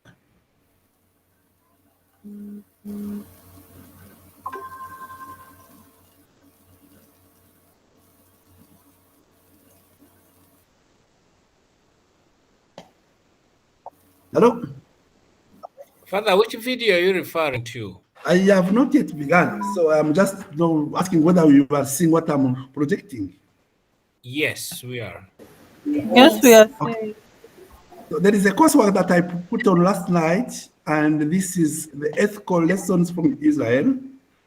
And that ethical lessons in Israel, I have a number of videos. There is 1, 2, I think 3. I can also see an issue of a network. I don't know whether it's that side, whether it's my network. Not sure. Probably it is your network, Emilian. It is visible. So I am asking you to read what I've put in between these videos. These are quotations, but also to listen to 1 or 2 videos, if possible, all of them. And I ask you to, what ethical lessons do we pick from the experiences of refugees in Israel? Write down those lessons. And you present me the lessons that you have learned from, the ethical lessons that you are learning from Israel. Are we together? That's the coursework. But our actions now, Yes. our action today is on Excuse me, Rohingya. Professor. Yes. Excuse me, Professor. When is this due? The ethical lessons from these videos. When is it due? If you can make it done by Saturday next week, well and good. Okay? But you remember I told Okay, you thank you. Yeah, but remember, I also told you that we are having an all-inclusive class. So a week after, that's when I close everything. Okay? Because I know that some of you are traveling and working elsewhere, so may not be easy to get time in the closing time to do this coursework, but let us give it 2 weeks. If you finish it today, well and good, because I know that we are not homogeneous. Some are not working, others are working in different conditions, others are working as they travel. Please, I try to see that we accommodate everyone together so that we don't leave anybody behind. Am I clear? Yes, thank you very much for that consideration. Okay, so now I'm going Father, to may open. I have an issues? My issue Yes. has never been Yes, corrected. please. Yes, please. Which issue? Yes, Father. Yeah. What is the issue? You remember I've been trying to call you that I can't access the Jamboard right from the first assignments. Who is that? Judith. So what you do, if you open the Jamboard, it will ask for access. So try to ask, then it will send me some notification. I will try to allow you to access them. Are we together, Judith? Okay. Yes, it will ask for access. You ask, it will send me a Yes, I'm trying to open it now. and when I get time, I will just give you that access. But let us look at this. Members who want to watch this video together, the Rohingya refugees and refugee crisis, and then we try to analyze it in ethical terms. Okay? Let me hear whether you are hearing, because I want to use mine. Just listen to each other from my computer. It is loading. When you cover stories of this nature, it obviously impacts you, and you feel sad, and you feel. So, are you hearing? Yes, Yes, Father, we can hear. Yes, we are hearing. Okay, now let's begin. So I wanted to. Here, and you can, further you can zoom it so that we see the full picture. I want to zoom it now. Okay. When you cover stories of this nature, it obviously impacts you, and you feel sad, and you feel overwhelmed. The UN is calling the Rohingya refugee crisis the world's most urgent refugee crisis. Take a look at what's going on behind me. Not only have they escaped unfathomable atrocities, now they're dealing with the coronavirus pandemic. Cases of COVID-19 are now in the refugee camps. Living conditions are so crowded, social distancing is impossible. It gets to you. You can't help but feel that. But what right do I have to feel sad? These are people, these are Rohingya refugees that have been lining up for hours to try to get food distribution. My struggle is nothing compared to the struggle of the people who I'm covering. So yes, there are conflicted feelings involved when you cover a story of this nature. That's just the truth of it. The more you recognize it, the easier it is to deal with it as a journalist. Hi, I'm Mohammed Jamjoom, and I've covered the plight of the Rohingya extensively for Al Jazeera. Between us, no other story has had as much of an impact on me as this one has.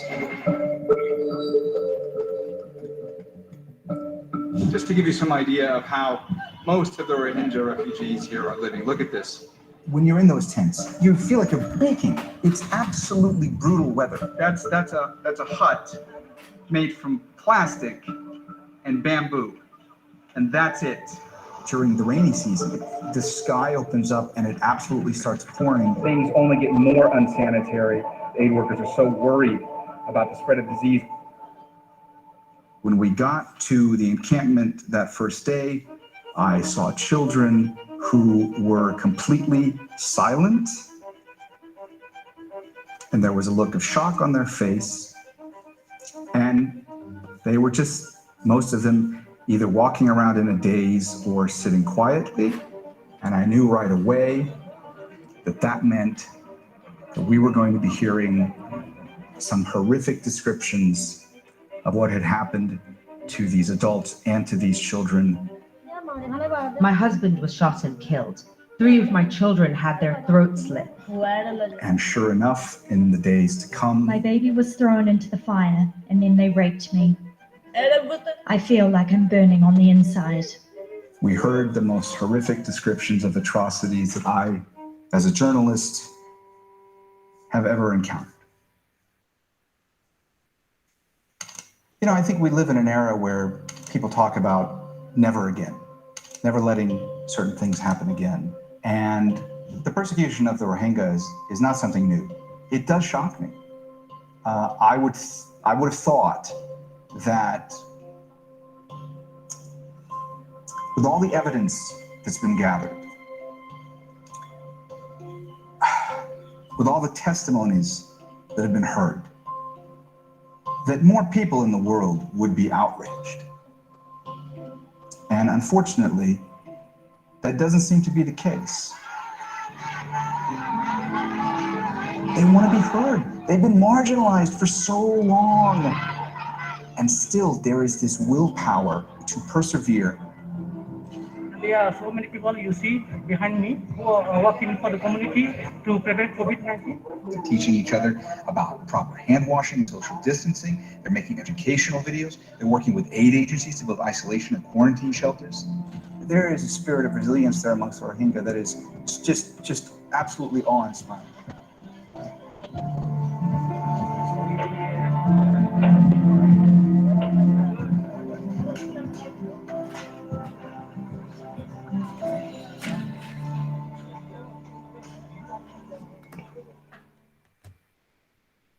Okay. Oh, where do I stop it?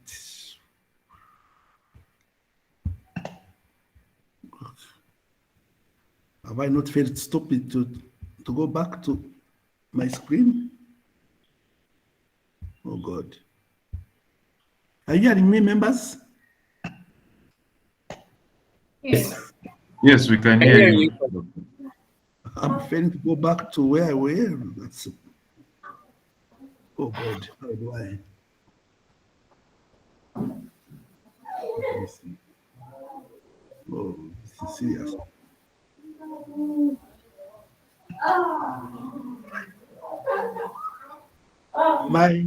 As I try to look away for a way to go back to the original screen, who's making noise? I have some questions. I want people to speak about this situation of Rohingya.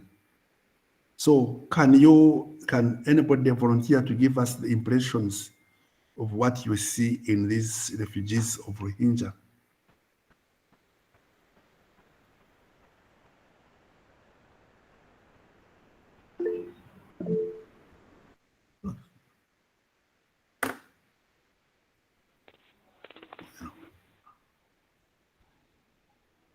Okay, members, can we get some impressions?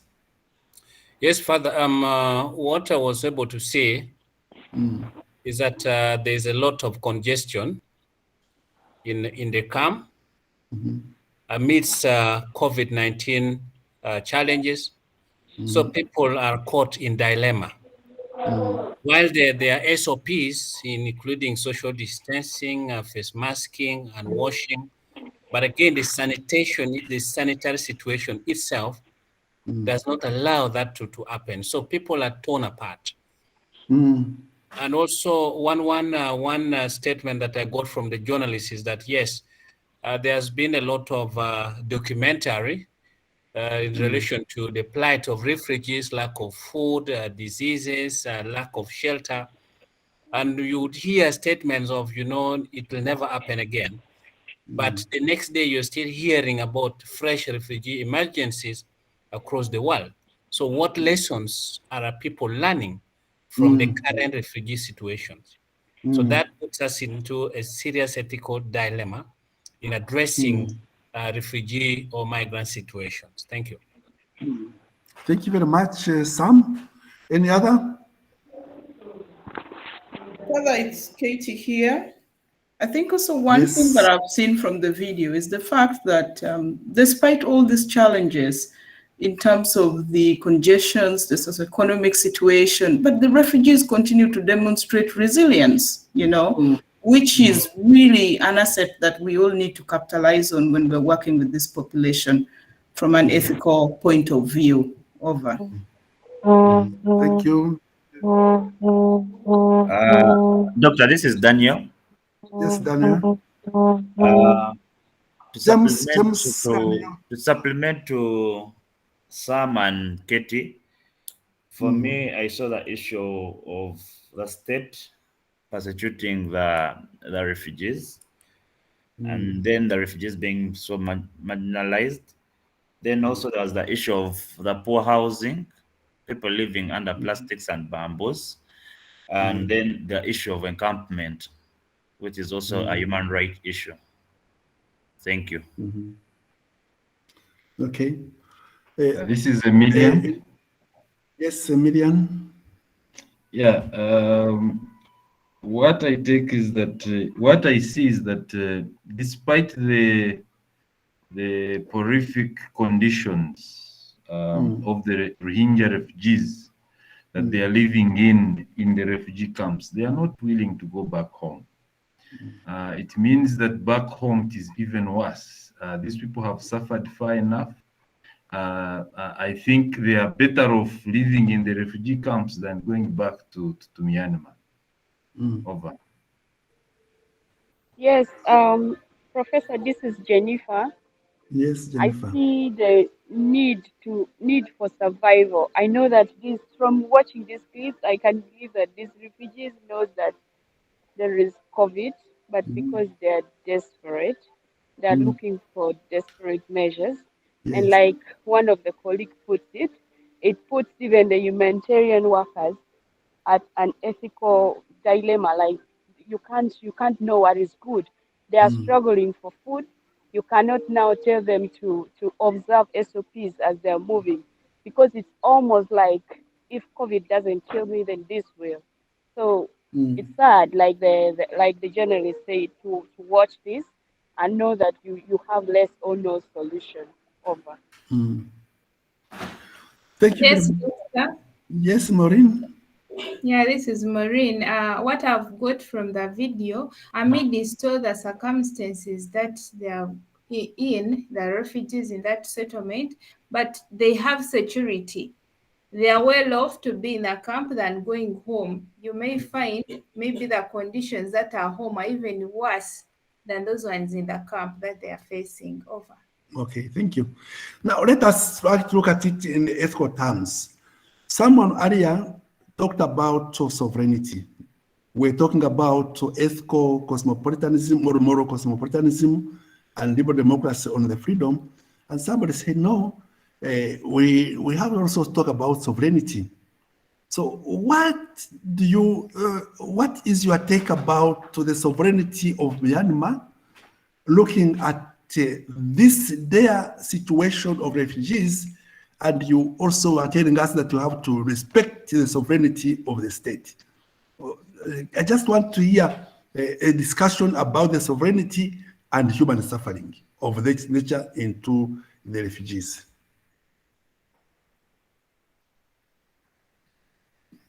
Human suffering and the question of sovereignty, taken from what we see in the video. Doctor, just highlight something. Sovereignty of which country? Of the country sending or the country receiving? We are talking about because these people are coming from elsewhere, from a country. They are coming. I think it's the receiving country. Yeah, what Father's referring to is the receiving country. Over. We could even talk about both the sending away and receiving country. The question of sovereignty in a broader sense. I don't know if our colleague would like to tackle that, but I could basically say from my personal experience that, of course, the issue of state sovereignty remains an issue that needs really to be tackled in an appropriate manner. And of course, there are many scholars who have actually tested that and given recommendations that quite often guide the way refugee receiving countries are supposed to act. For instance, to be just very practical, the rule of the thumb, which basically says that no state should return anyone who is seeking protection from persecution, do not who arrive at the frontiers of the country. And of course, that is subject to interpretation, considering the current security situation where countries are actually closing down on borders to ensure that they do not allow the wrong elements to enter into their countries. I think we continue to advocate and to also ensure that, as a matter of fact, international community supports those states to ensure their screening mechanisms at the frontiers of their borders, in one way really to help them to exercise state sovereignty without contradicting the non-refoulement principle. Over. Thank you, Katie. Yeah. Yes. This is Emilian. This is Emilian. Yeah, thank you, colleagues. Many countries in the world are using the term sovereignty to imply that they have to do whatever they need based on their laws that govern such a countries. But of course, as students, we have to ask ourselves whether some of the laws that are governing these countries are promoting the interests of all the citizens. Looking at the Rohingya, you realize that the Rohingya are being exterminated in Myanmar. And of course, the regime in Myanmar says that it's not the case, but we are seeing it. We are seeing so many of them are moving now to Bangladesh and are living at the border of Bangladesh and Myanmar. And they are living in very horrific conditions. The question we have at hand is how best can we support or help people who are being exterminated, despite the fact that there is sovereignty, that these countries have got a governing body that is supposed to take care of the interests of everybody in that country. So I think that is the dilemma that we really need to answer. Thank you so much. Thank you very much, Emilian. I think that's also very powerful. But I want also to ask you, Emilian. Hello, Doctor. Yes. I just wanted to supplement on the issue of sovereignty. Yeah. I think sovereignty, the authority which the country has over its geographical area and its operations.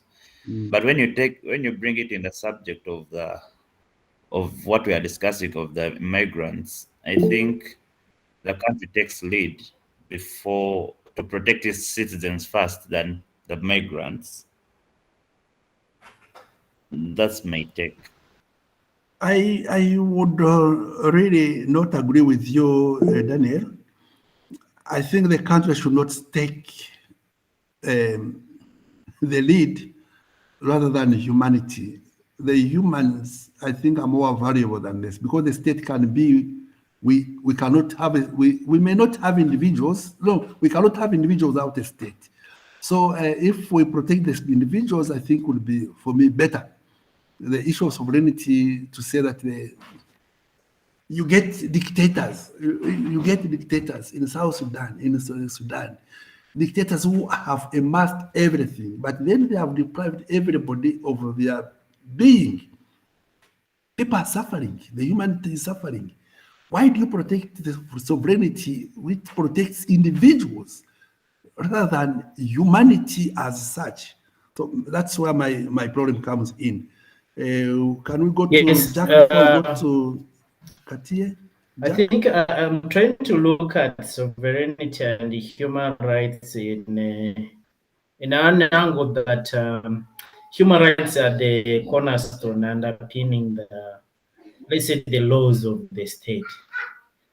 And as such, to me, it will be essential to have the rights protected regardless of their race, gender, or nationality.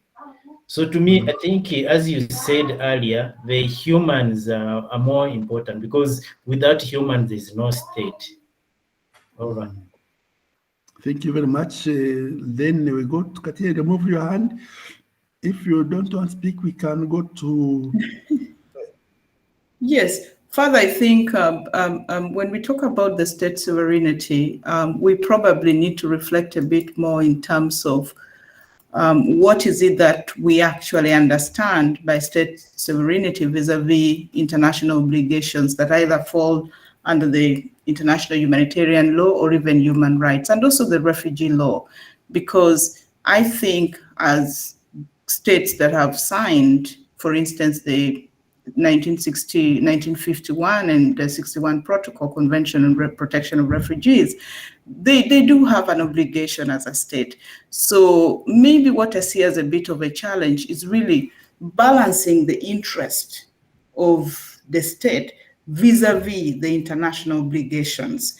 If we are talking about states that have not signed or ratified any of the refugee conventions, you have the international humanitarian law principles as well as the human rights, which Katia, every state.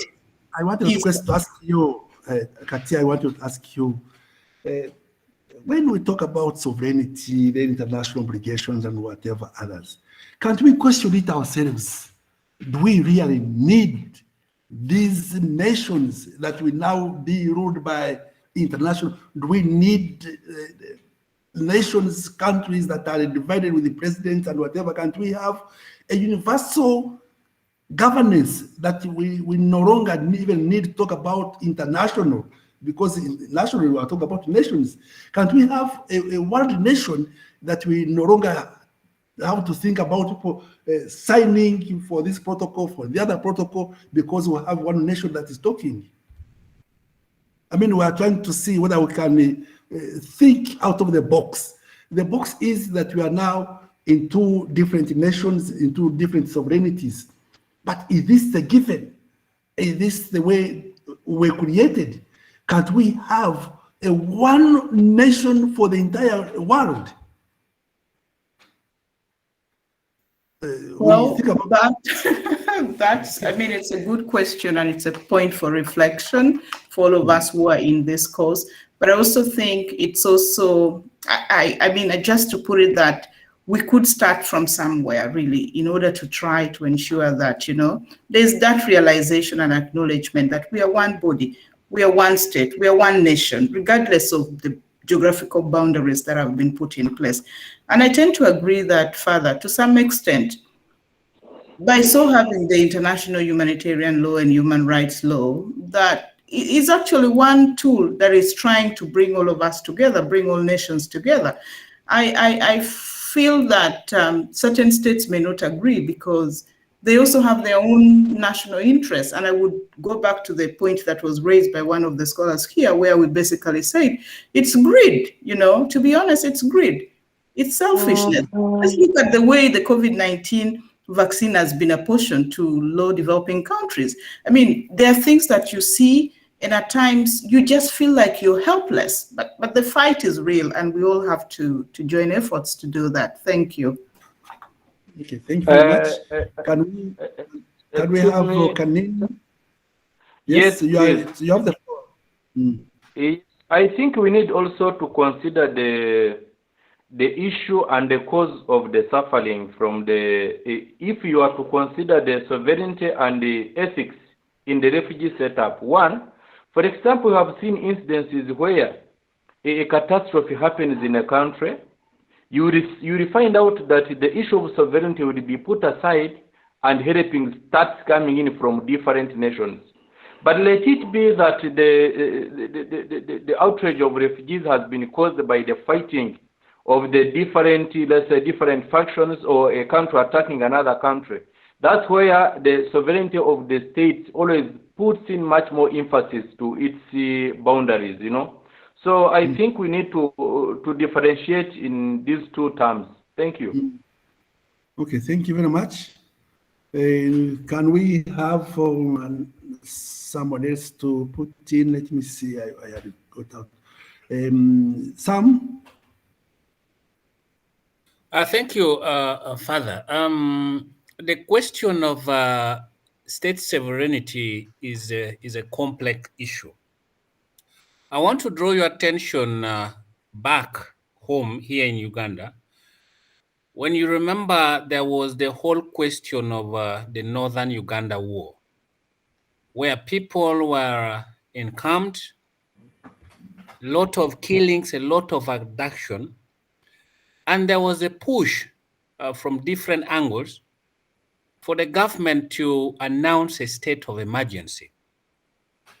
But today, it never happened for the reason of protecting the image of the country, protecting the international relationship, protecting the global positioning of a country. But people continue to suffer. People continue to lose lives. Okay, so sometimes the question of humanity does not apply in a situation where state sovereignty is supposed to be protected at whatever cost. And this is really a serious dilemma. But also, I wanted to bring in the aspect of the Global Compact on Refugees, which you might have heard about, the international burden sharing, you know. So when you look at the situation of Rohingya refugees, you'd ask yourself, where are the international communities? You know? Where are these other countries? Or they are quiet, they're still waiting. Let's wait until when it becomes ours. But if it is still in the neighborhood, it is not an issue. You know? So this is an issue that we really need to look at. Thank you. Okay, so I just want that we take roles on this issue. I want that we take roles on this issue, and I want to distribute roles to different personalities in this class. I want Katie Ogwang to take the role of the UNHCR boss, because I think that you work into those areas. And then you try to address what is happening in Myanmar. Then I will ask James to take the role of the president of Myanmar. What do you answer?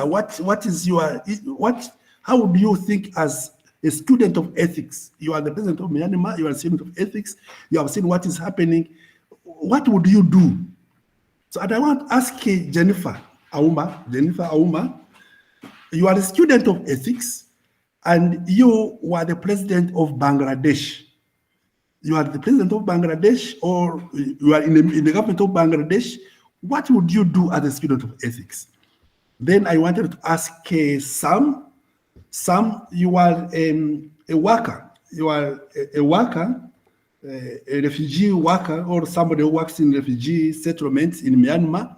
So what would be your take? So James, you are a worker in refugee. Auma, you are a president of Bangladesh. Katie, you are a boss of UNHCR. And what was the other? James, you are the president of Myanmar. So let us begin with the president of Myanmar. So you are a student of ethics. You have seen what is happening in your country. You have seen this video. What would you do? And that is James. I think I would just, if I was the president of Myanmar. Hello? Yes. If I was the president of Myanmar and I've seen what is happening, I would call an emergency meeting to see that all the concerns of the suffering people would be attended to. Yes, thank you. Okay, we have listened to the president of Myanmar. Whom would you call? Whom would you call? And how would you, whom would you call, Mr. President? I think I would call the cabinet meeting. We share all the issues pertaining to the suffering people, and we get solution there and then. Okay. Let us listen from Auma, who is the president of Bangladesh.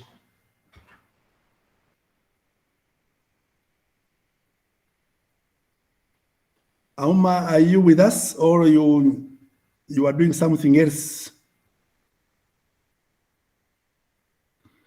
You know, there is always a likelihood that somebody will put on the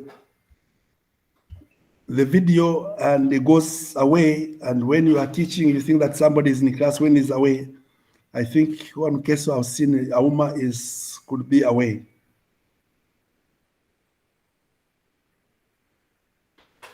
Okay, let the position of Auma be taken by Kelonase. Kelonase, are you in class?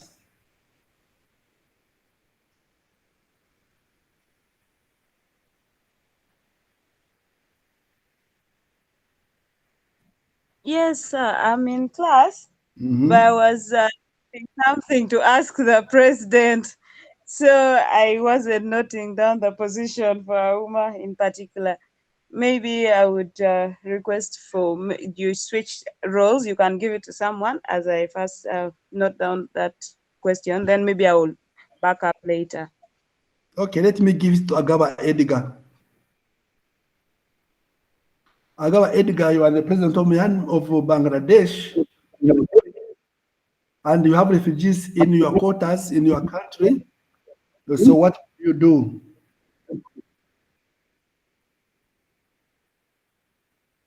Thank you very much, Doctor.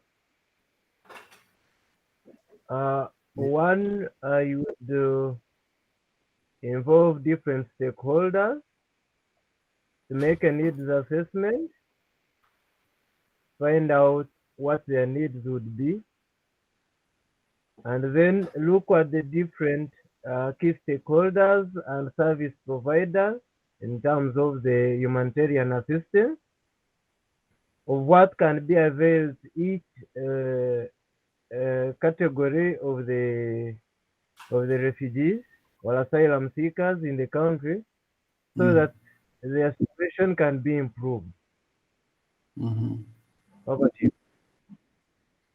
Thank you very much. I see a question from Guma and Sam. Can we start from Guma before or first let others people speak? I'm not sure what we should do. Let's first get some people to speak, then we shall have questions later on. Let us listen from the UN. Katia, the boss of the UN, UNHCR. Thank you, Doctor. Being UNHCR boss, maybe I would start off by engaging with the authorities in Myanmar to try to ensure that they quite understand that there's an emergency situation and that calls for coordination from them, as well as the humanitarian community. One of the key things that I would continue to advocate for with the government is really access to territory, meaning that whoever is coming in to seek refuge in Myanmar should be allowed access to territory. Two, I would also quickly work with the government to see whether there's a registration system or not, because data is crucial. And once that is attained, then we would work on the reception facilities, whether by government or humanitarian agencies. But most importantly, work with the government to establish a coordination mechanism, because that's key. The UNHCR cannot provide all services that are required based on what we saw already in the video. UNICEF, for instance, would come in to look into health, nutrition, wash. WFP would, for instance, provide the food. So if they're not on board, then there is a challenge, really. And in doing all that, I would actually ensure that we work together with the government. In fact, support the government to issue a funding appeal, because I'm sure resources could be one of the key challenges that our response in Myanmar is confronted with. I think that's it, basically. Over. Thank you very much. So can we go to James, who is the worker of James, please.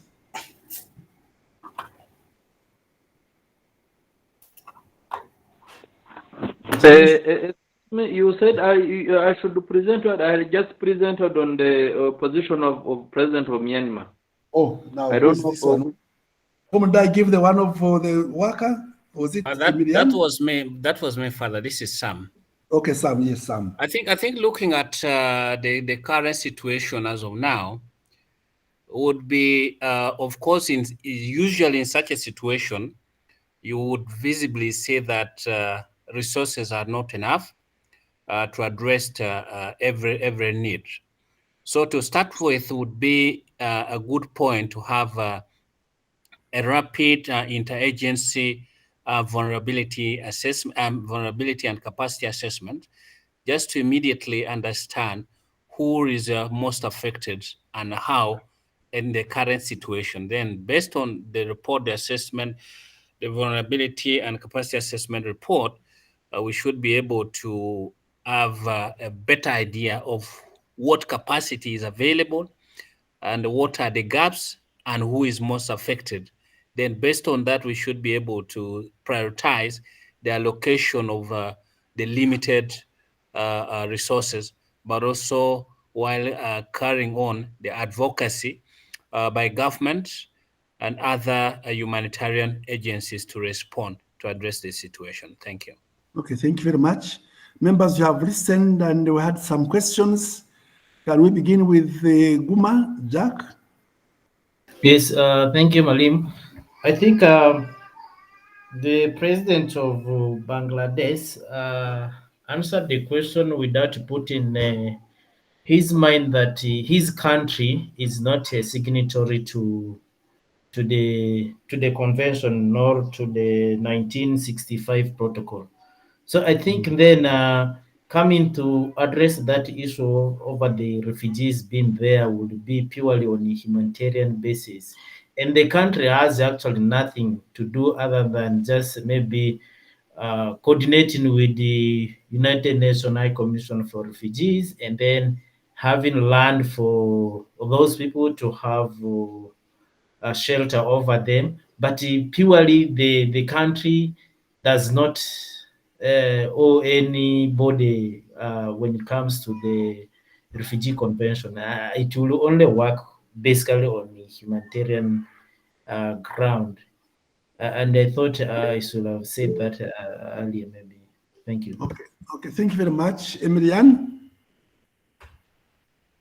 Yeah, thank you. I would just want to add as a president of Myanmar. It would be very important for me as a president to really find out what is really causing the influx of my people from Myanmar to Bangladesh, to really find out the real cause. We know that what is really causing much of that is that these are indigenous people. They are denied land, they are denied representation, they are denied opportunities to education, and they really want to exterminate them as a community.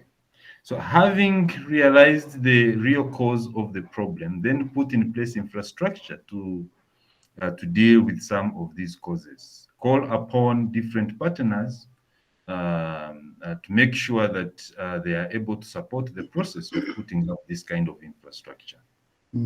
Thank you so much.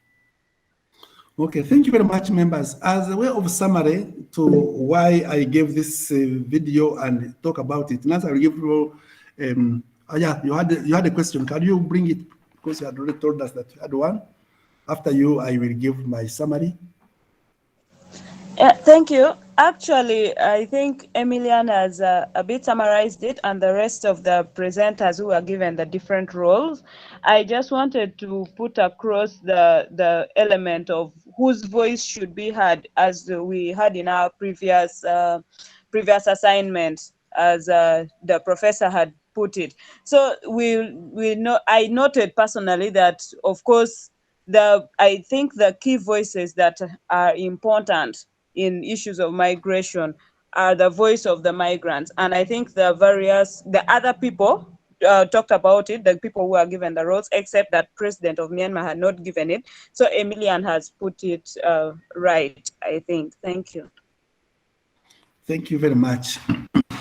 Thank you very much, members. Thank you very much those who have taken position and roles into this. And the why I gave for this work to be discussed is to show everyone who is in class that ethics is a practical enterprise. Ethics is a practical enterprise and for everyone. At whatever level of influence you are, at whatever level of action you are, at whatever job you are doing, you are conditioned to act ethically, either as the president of a nation or as a powerful worker for international, the most international job that you could have, as a worker of the least NGO or organization that you are in. Even if you are even a refugee, you have some ethical obligation that you must do. It is a practical enterprise for everyone. Secondly, you see the Myanmar case which I brought in has a lot of issues.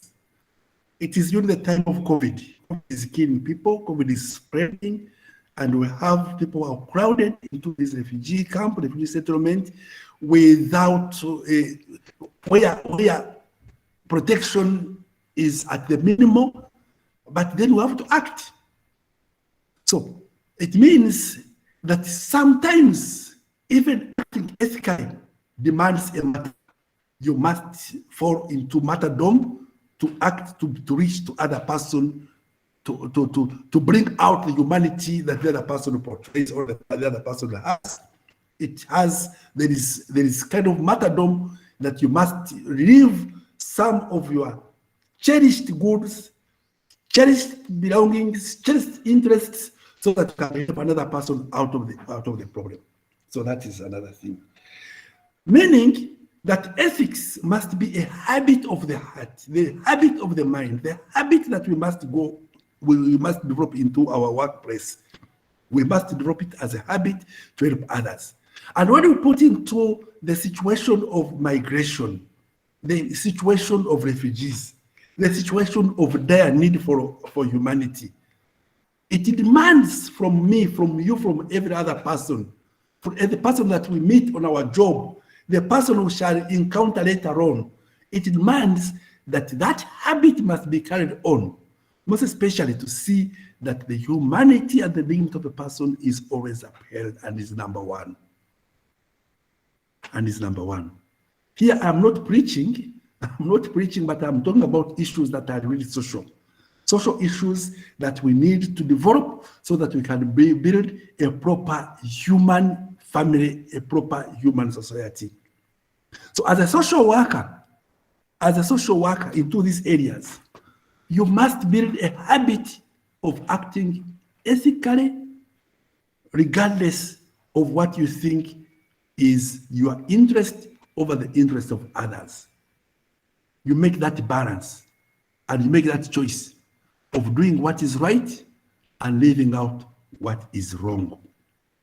So if each one was doing this, definitely wouldn't be having a situation like the Myanmar question.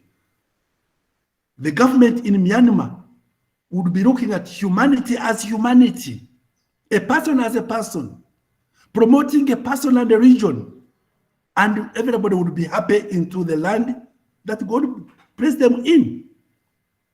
Yes, Bangladesh is doing its own, but also a country that receives, the way Uganda has been receiving refugees and also sending out refugees, a hand that gives will be the hand that receives. And we also know that the condition of humanity is that what you see on the road today may also be what you see happening to you tomorrow. So meaning that we need to help each other out of the pit so that we move together for a better humanity, for a better society.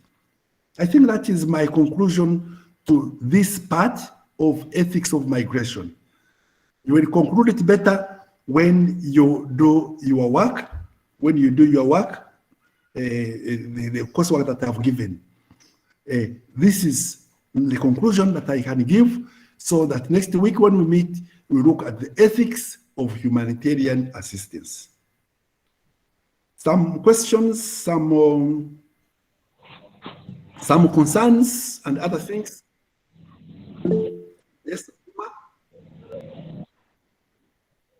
Thank you, Malim. My apologies for not attending classes last weekend, and I think I did send my apologies to you. I don't know if you did receive it on Last week would not have the class. I had an occasion which I attended, and I left the class to go into the Cafero class. great. I hope you did it.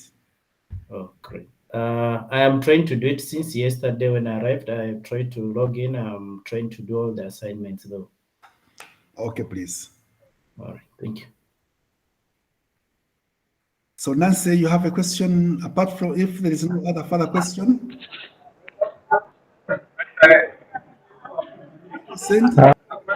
Father, this is Innocent. Thank you. I was just requesting if you could share your slides. They were quite useful. No, I will put them on Moodle. Thank I will you. put them on Moodle later on. Then there were people who were asking for some clarity on issues. If there is anybody who wants to ask, can remain in class, who has some special question either on YouTube or on Moodle or on coursework. So like, I think Judith Achan, you had some questions. If you still have questions, please remain. Others can leave. Then we meet again on Saturday next week, but hoping that you will continue working on the coursework, which stands in for the class we should have had on Fridays. Okay? So you can leave at will, and I want to remain with those who have questions.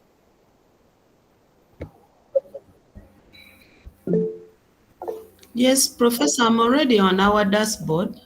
Yes, wait a minute. I want to start from the beginning. Wait a from minute. the first comment, what do I understand by ethics? Wait a minute as people leave. So do I think Judith, I'm here. I'll stay with you. I have a similar problem. So let's stay. so those who don't need me, please leave and okay.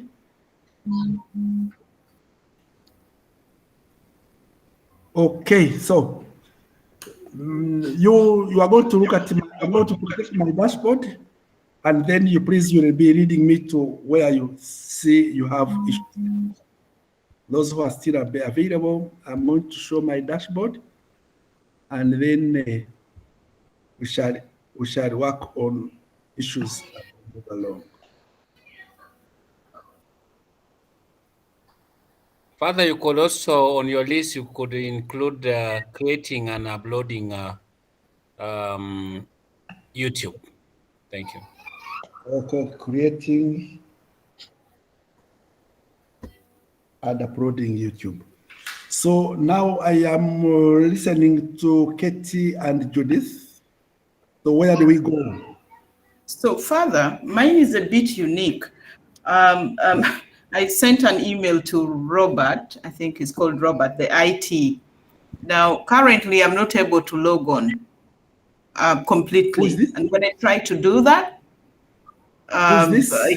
this is Katie Ogwang. Katie Ogwang?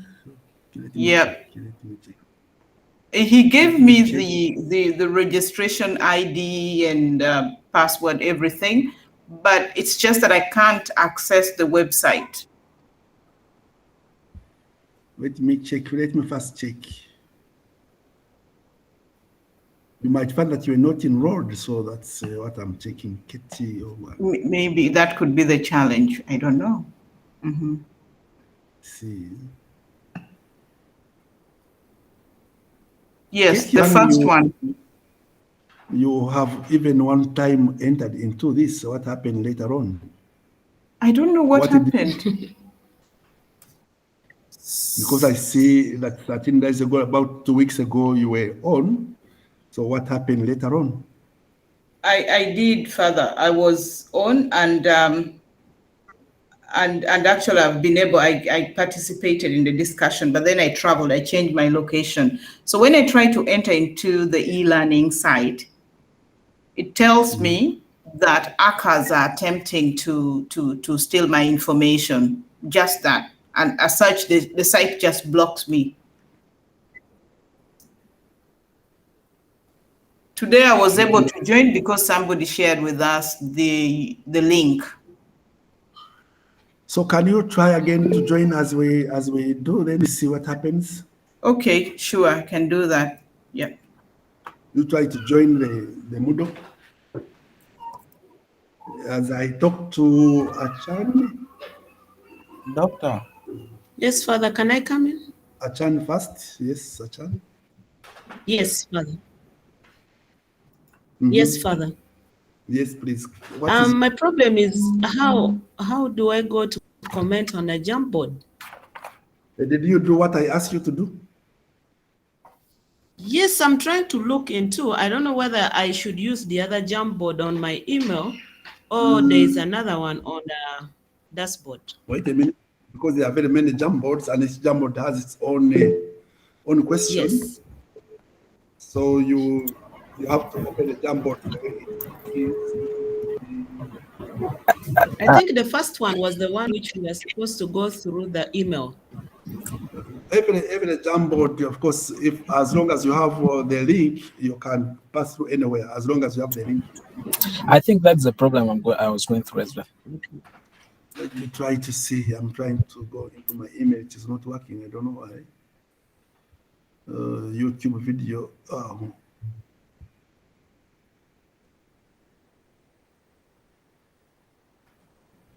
No, you don't send me a YouTube through email. So is Kawara with us here?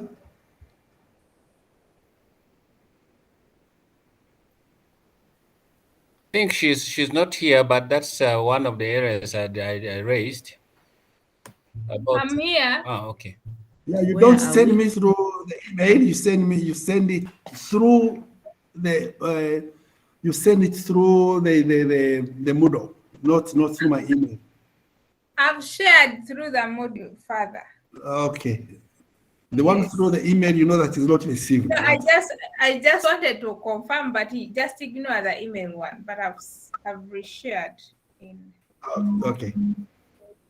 So Father, possibly Father, maybe later you'd want to confirm the YouTube links that you could have already received. Thank you. Yes, of course I will confirm, and I have been responding to those whom I have. So Achan, have you been able to get to it? Because I am already on it. This is the first one where My question was which Jamboard, because all of them, this other one of the email all where of them I'm are supposed to comment. Which email? Oh, did really? I've never, Okay. I never sent an email to anyone. Okay. On a Jamboard. It's loading. There are very many Jamboards. Wherever there is a Jamboard, please open it because it says a particular. Father, Yes. about the YouTube video, you had replied me that to reshare, and I did so. I don't know. Have you got it? Have you received it? I don't know. We have to check. Wait a minute. Here. That's why we are here.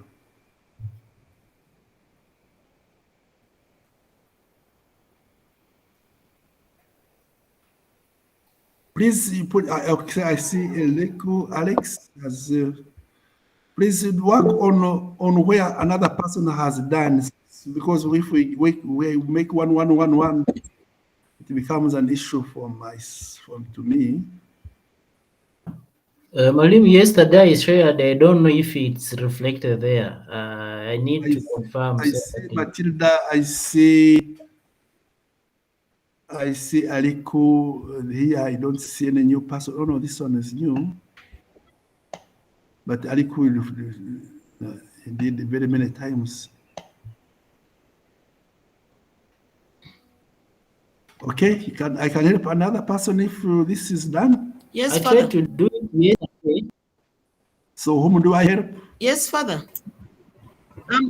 I'm on this page where it's written, use this Jamboard to tell us what you understand by ethics. Yes. Can you open the second, the next frame, you go on the second one because the first one is now full.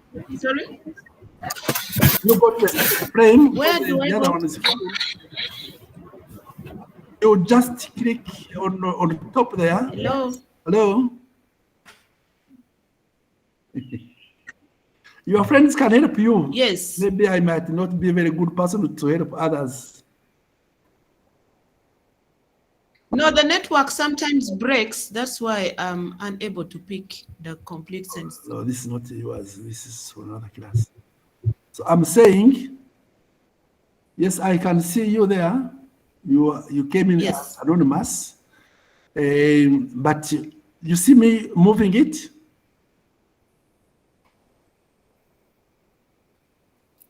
You see that I'm moving it? No.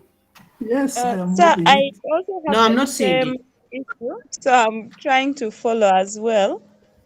You see me So I'm moving on, the one of Matilda? I am seeing where my other colleagues have commented. Luke, Okay. Alex, Emilian, Jennifer. Okay, can Yes. you, I'm going to stop sharing, share yours and we see where you are. Share yours. Share your screen to us.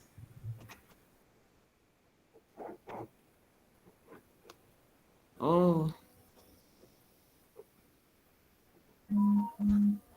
Let me share.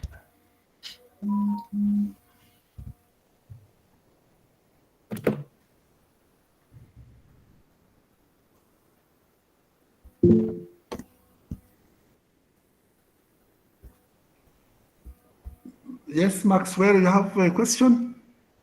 As Achan is trying to share? Yes, thank you, Doctor.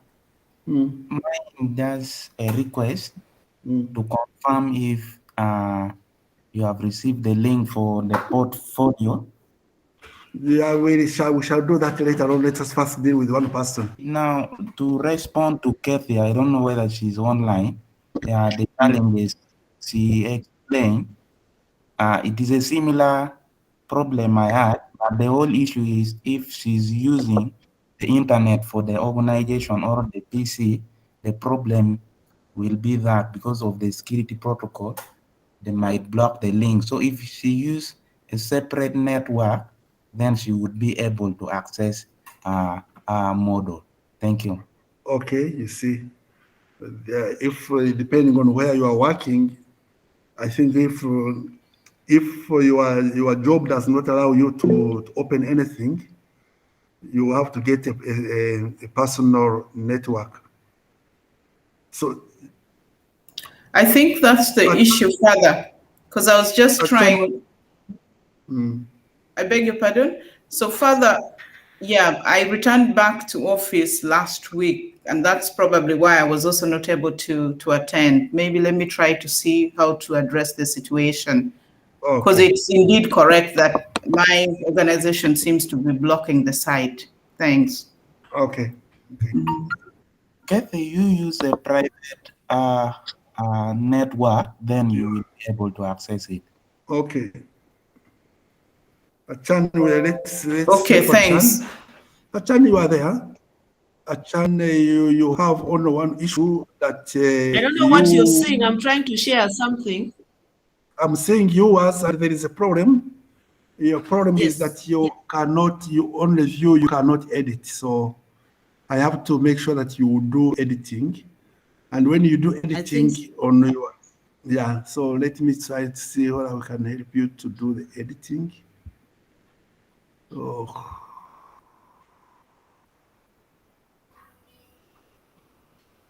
Are you seeing my presentation where that page of someone sees Matilda's comment? Yes, I'm seeing it. I'm trying to see what I can make you. Who is that? That is. Okay. Oh, who is this?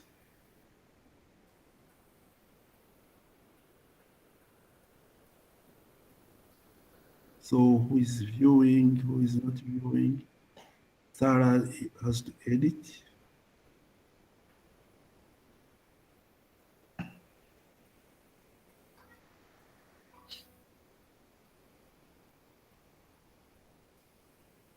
But I don't see a channel here.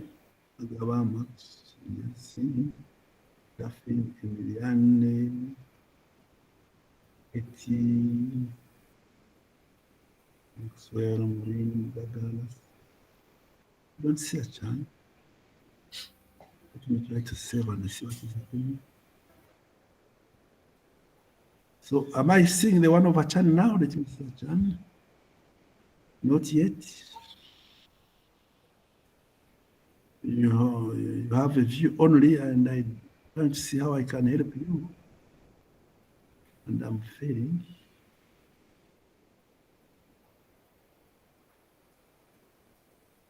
I believe that Maxwell or Coach, for you can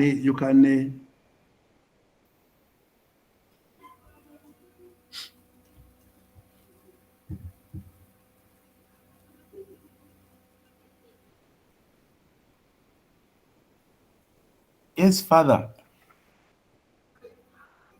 let me see. This link can.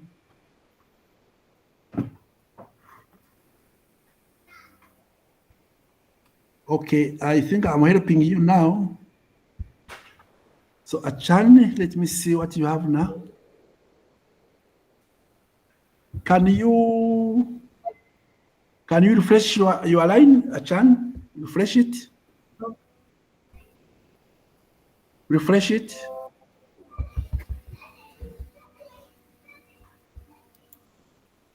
Judith, can you refresh your? Yes, I'm trying to.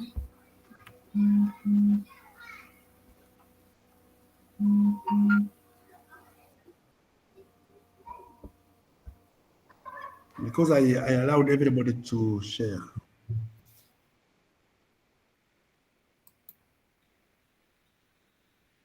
Judith has left. Sir, I am also following because I had a similar issue with her. So I have refreshed, and because my page was looking just like hers, so it has brought a different page where it has removed only the viewing sign. Then it has brought an option of share. Oh, share, and also on the right, on the left-hand side, there is a menu where you can get. Can you share yours, Alice? Share yours.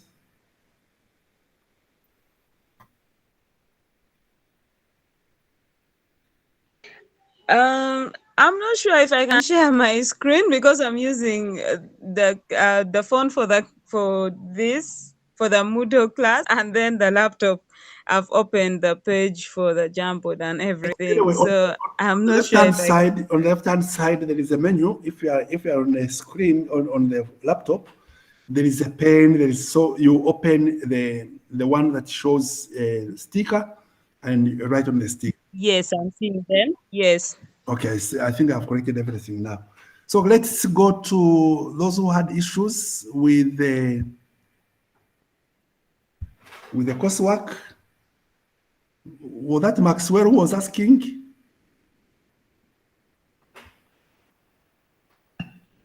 We got the coursework. No, it was Mwalimu, it was me who had asked. Who was that? Who is that? Guma. And what was the question? Yeah. I was asking, yesterday I was able to do this thing from the, use the jump box to tell us what you think about ethics. Mm-hmm. But now to my surprise, right now, I can't even see what I did yesterday.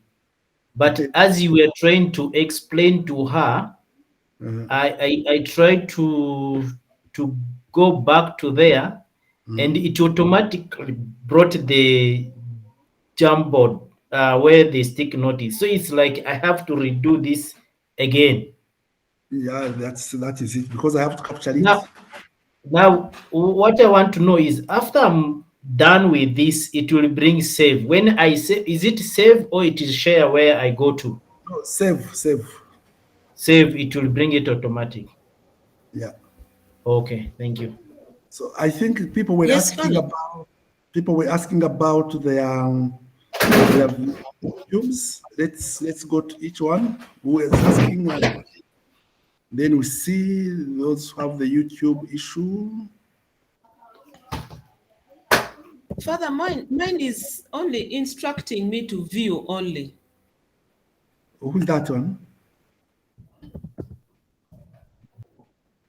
Judith Achan. But I have met you that everyone, you should be able to now.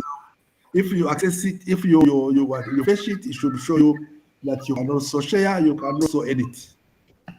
Yes, I tried to refresh, but still I'm not able to edit. Okay, let's first check on these people, then I come back to that. So who is asking me to check his or her YouTube? Me. You told me to resend Kawala Maureen. Kawala Maureen, let me see. And Sam Kilara. Kawala Maureen.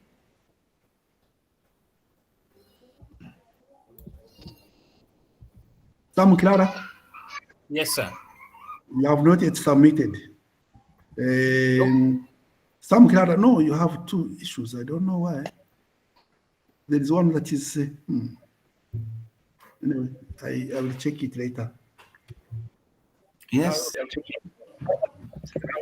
Maxwell, check. Yes, let me check the one. Even for Kawala. Yes, I'm checking one by one.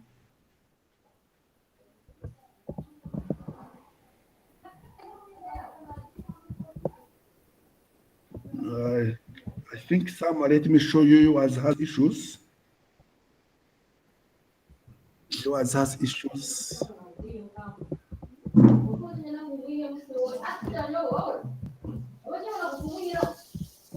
So, you must be saying this other one, video unavailable. The video that is unavailable is from Sam Clara. I would need your help on how to upload it. I have the video, but how to upload it. So you wait a minute. You first deal with some others. Thank you. People, I was changing my Jamboard. Oh, you don't delete anything, please, members. You don't delete anything. You just add on. Father, you check Maxwell. People have changed. Who is this one that you want me to check? Maxwell, YouTube. Maxwell.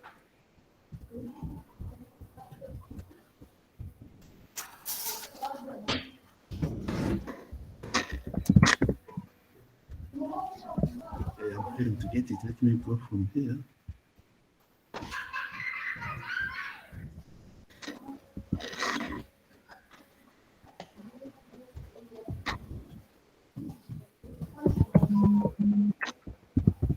Maxwell.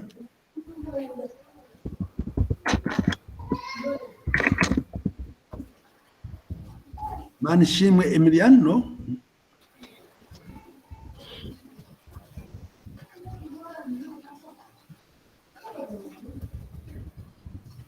Maxwell, what is the other name of yours? What is the other name? Okot Maxwell. Okot.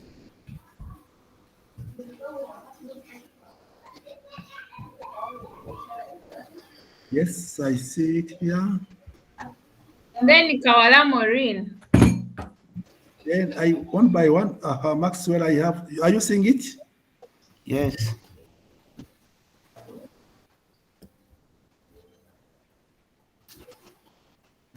I see you. I think I will work at home. But it's not moving. Maxwell, your YouTube does not move. Then maybe I have to check the link because I can play from my PC. Judith, I am with you. Let me see.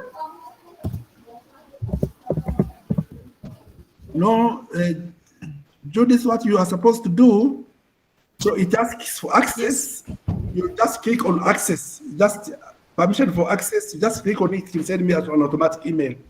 You don't write to me. You just click on. Sorry? Just click on that area where it says ask for access or permission for access. I don't know what comes there. Just click on it and it will send me an automatic email. I've sent for you an automatic email. No, I don't. Not so? No.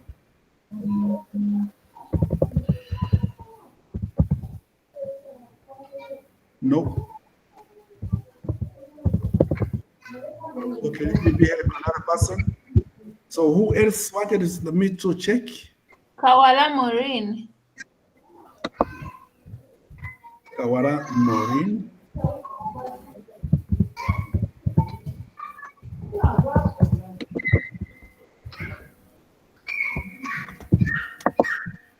Kawara Maureen, let me check.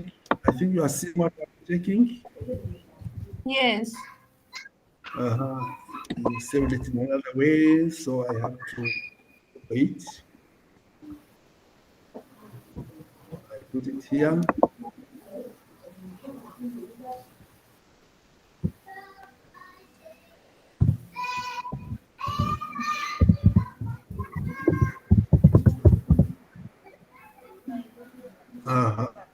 Are you hearing yourself? Yes. Thank you. It means that I have it. Sir, Akelo Nancy or no? Akelo Nancy.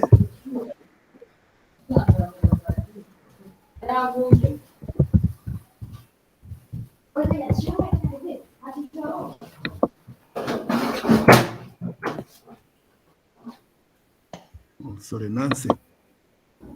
Nancy.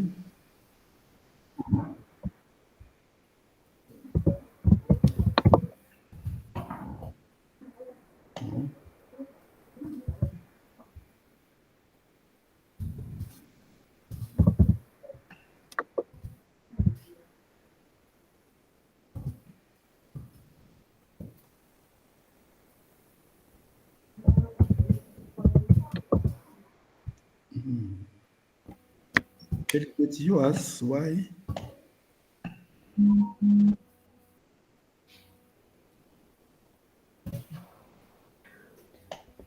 Akelo Nancy Onono?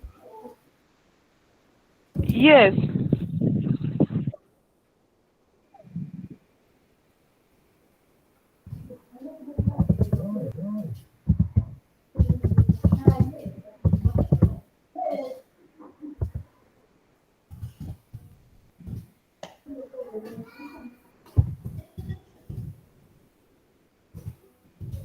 I'm failing to get you. Okay, so I got everyone, so that means that I have to go to everyone. Yes, doctor. Yes, let me first check with the Nancy, whom I am failing to get. If you see Akelo Nancy or anybody who wants me to check. The search has failed. Yeah.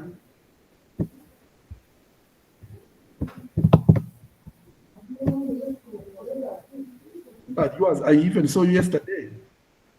I should have responded to this. I even graded you. You have not been checking. Yes, it's the one. It's the one. Oh, I haven't checked yet the status. Thank you. Okay. I listened to that yesterday. Where's Mwalimu, have you seen what I've shared in a Jambo? if you see it, you know that I have seen it. Which one? This one? Yes. Okay, I see it. I see it very well. Okay. Okay. Sir, also kindly confirm my Jamboard. I have never used it, so I just want you to kindly confirm it for me. Who's that? Akelo Nancy. Yeah, are you seeing it here? Akelo Nancy. Yeah, I'm seeing you. Akelo Nancy Onono. Yes. Yes. You are here. You are here. Are you able Okay, to see thank me? Are you able to see Sam Kilar on the Jamboard? Because the other time uploaded, but I don't seem to see my posting there. If you don't see it, know that you never sent it.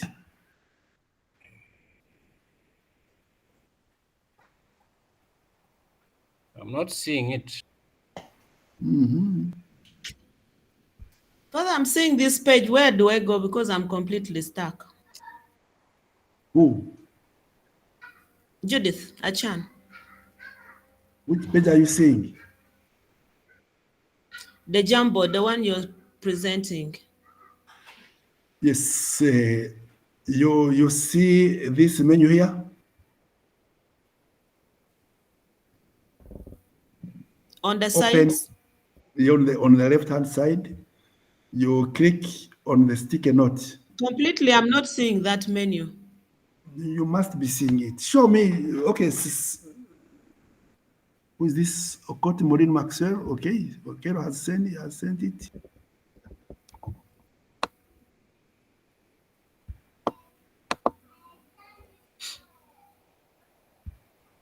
I'm getting tired, members.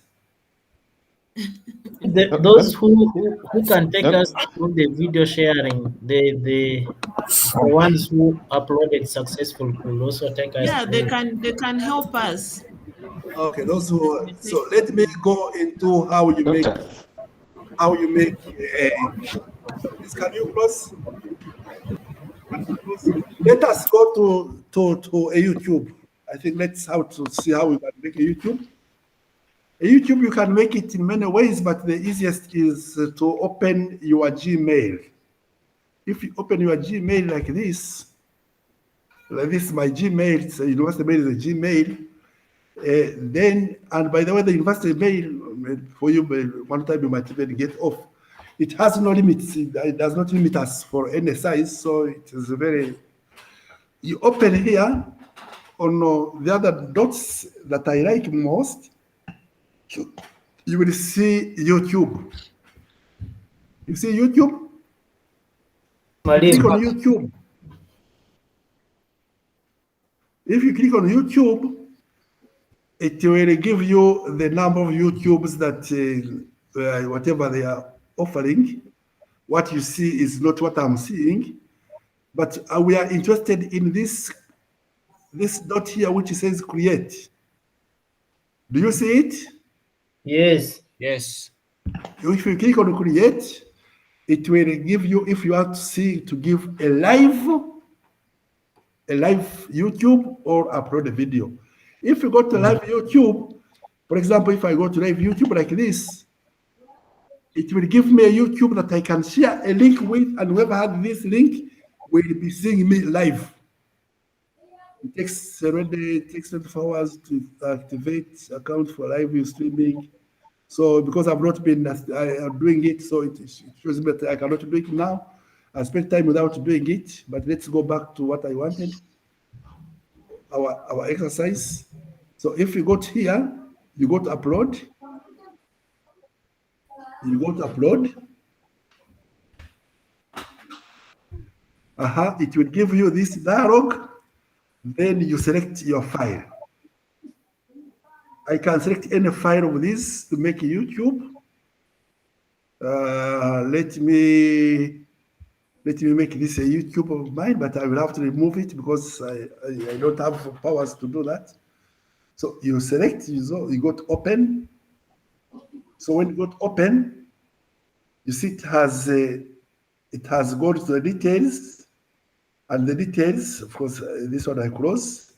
It shows that I have African refugees in Israel, and it already gives me a link. This is the link, but it is not yet uploaded. So this link I can give to somebody, but you can only watch it. I can only see when it is uploaded. Okay?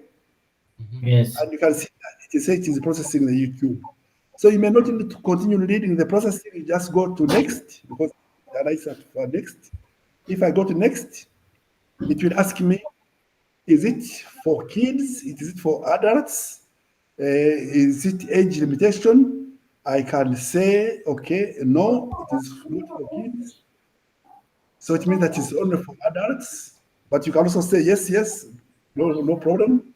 As long as the kids can also see it. The other link is here again. but it's not yet properly uploaded. I go to next. So at next here, it is telling me that do I need to get subtitles because now I'm not ready for this. Add end screen, import from a video. I'm not sure what to mean from this one. Yeah, this is for promotion. If somebody can see, let alone when it is published, then I go to next. Next is telling me, do I have copyright? No issues found. So it has not found issues of copyright. It says yes. I go next. So next is telling me, do I need it as a private? Do I enlist it? If I say private, it means that if I send a link, nobody will see it. If I say enlist, anybody whom I send a link will watch it. If I say public, somebody can even search for it and get it. So I normally like to make them public, but since this one I have not checked its copyright issues, I can make it a list. That is for myself, but for you, you can make public if it's yours and you want it public. Then I say save. If I say save, it will go and upload the video.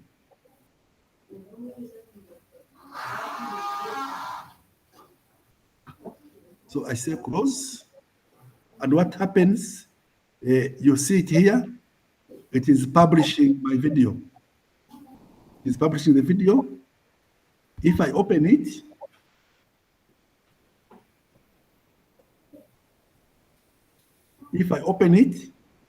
it will work.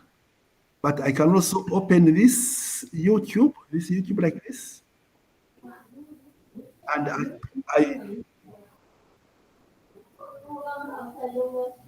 some that have not done.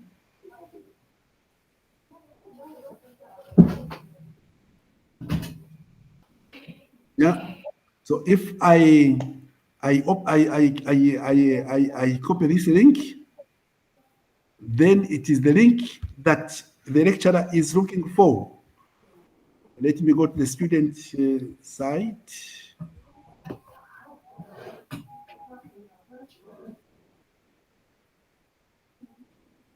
If I'm a student,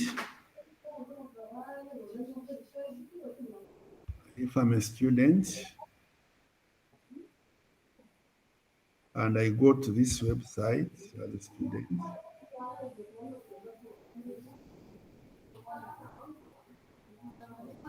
see, no, I'm a student.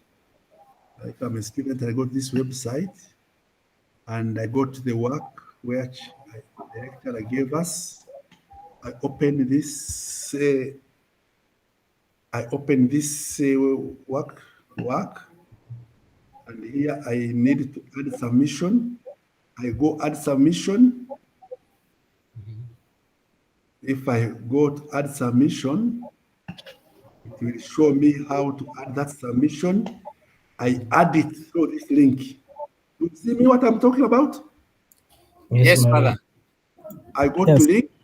If I go to link, then I paste the link here. Then I say create a link. If I say create a link, then I say save changes.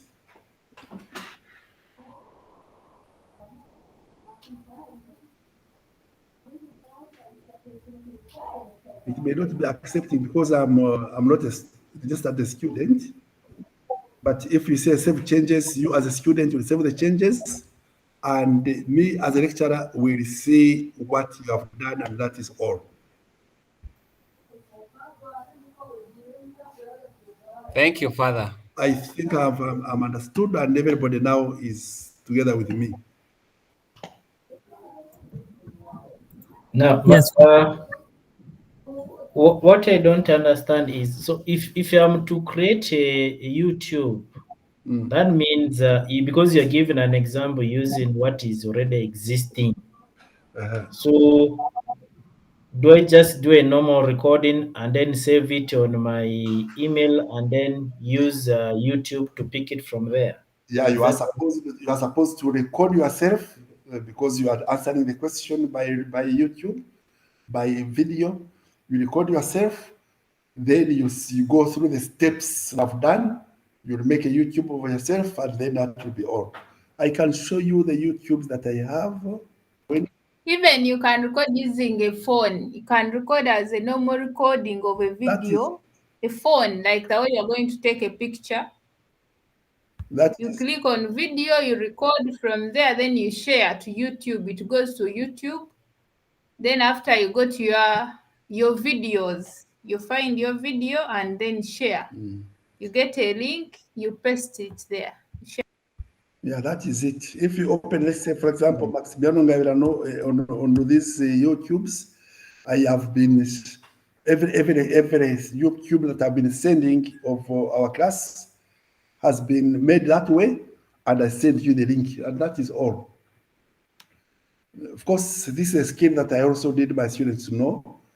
Then when you are with others, you know that you will stand up, and the people will say you are a very powerful student. Thank you. I hope I've answered every question except the one of Judith. Sir, I still have a question, please. Malimu shall help Judith if she's still online.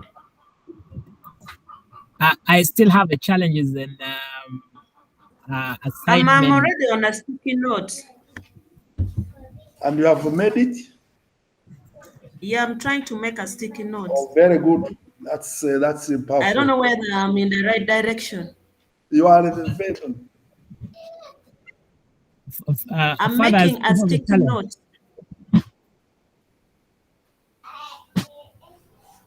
Yes, Father? Hello? He said you're on the right track. So once you finish typing, you will see that save in blue. You just press the save, it will come automatic. Yeah. Okay, thank you. Thank you.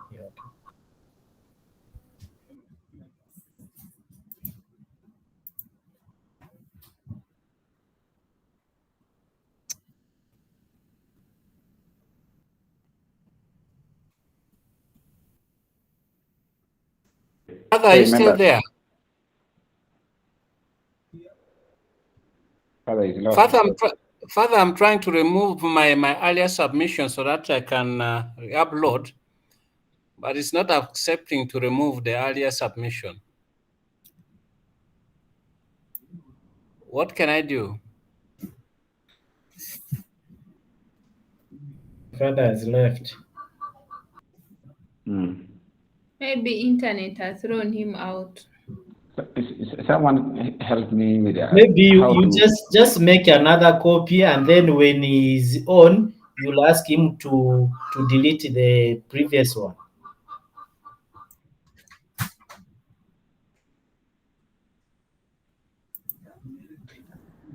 Sam, you place edit submission. Is that icon up there? When you click, it will bring you edit. It's true. You can edit. You edit submission, then it goes off the one you had submitted first, and then you resubmit.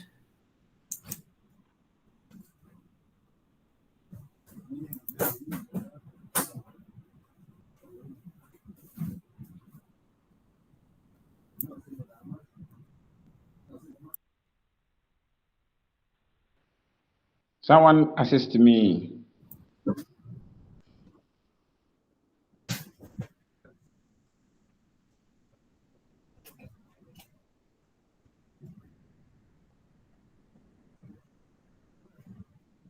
Doctor has left. I think doctor has left. Okay. But I'm trying to work on this assignment number 2. think it is proving very difficult. Which one, sir?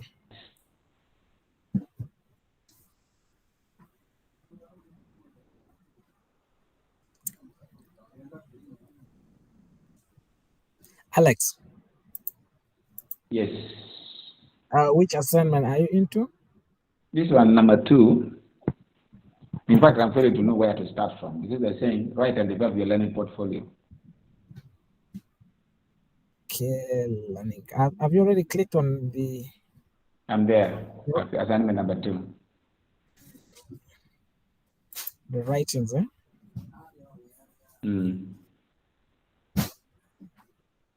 And what has it brought?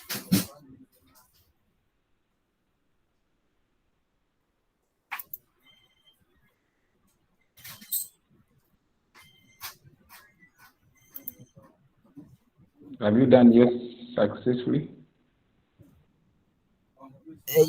Yes, about the learning portfolio. Mm. You go back to, remember that this home, there's the introductions to ethics and migrations, and ethics of humanitarian assistance. I did in a way that the first chapter of introduction to ethics, I worked on it, and then I shared the link, and the link goes direct to our father for grading. So where do I go? You first, okay. Have you created the portfolio? In fact, I need to. I think I've not created it yet. Yes, and there I think you need to create one. Yeah.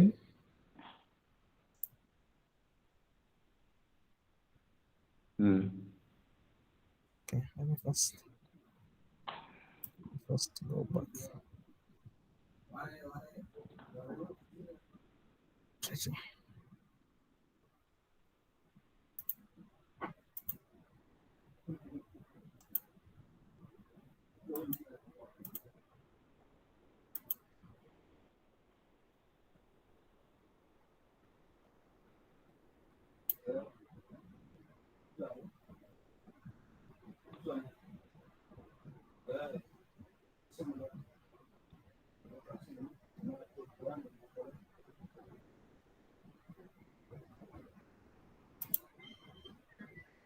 Yes.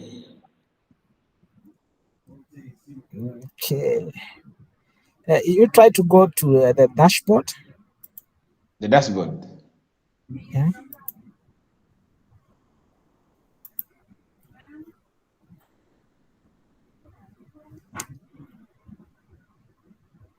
The dashboard at what point? When I have clicked read assignment. Alex, how do I drag to the next frame? Now you drag to the next frame. Yeah. I just leave it hanging. Oh, I think you just click on it and try to pull. It will go. Sorry? If you created properly and you created properly and you click on it, it will go. It will move.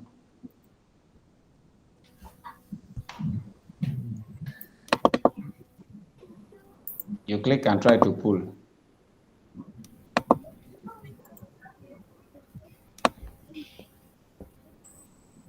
Hey, Stephen. Yes, sir. Am I safe? Don't worry yourself. And now, as I'm also trying to get on the dashboard, and the dashboard, if it brings for you this screen that starts with us in ethics of migrations. Yes.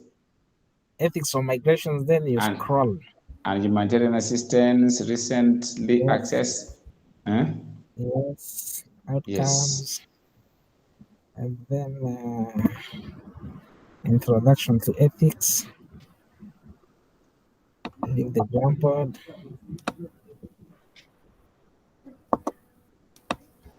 Okay, come to portfolio. Click on it.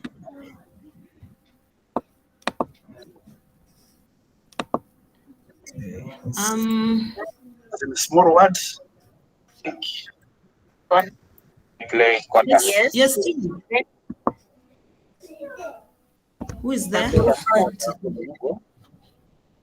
I have increase the font size, how do I drag to the next page? Yes. Or I just leave it hanging on? No. Yes. Then you search for size. I don't know if you have. Alex? Yes, I'm waiting eagerly. Okay. Okay. You go back to your mail, as in your Gmail, whatever. My Gmail. Yes. Okay, I'm there. And then at the extreme end where your photo is, there are some dots. About 6, 9. About 6, 9. Yes, Yes. I'm there where there is And account, then- search, maps, Yes. YouTube, And play then, Gmail. you Yes. click at the to drop for you those other. Click downwards, eh? Yes, it is. I have seen a lot of stuff. Yes. Then And then you scroll. I'm scrolling as well.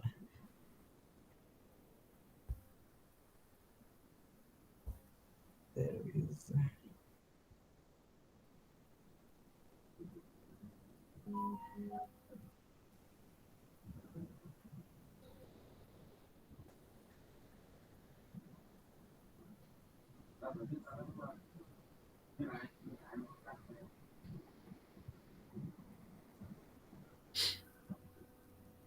Okay.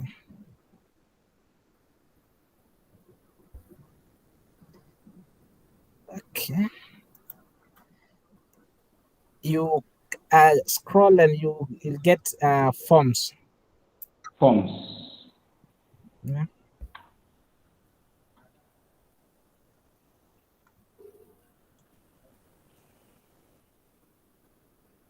Forms. Have you?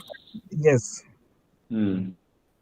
And then have you clicked? There are two. There's personal and then there's business. I have clicked Got it some- and it has brought for me certain things here. Publish. Blank. Start a new one. What has it brought? Blank. Contact information. RSVP. Fact invite. Okay, let me first go back because it's supposed to bring. There are two folders, like it's personal and then there's business. Let me click.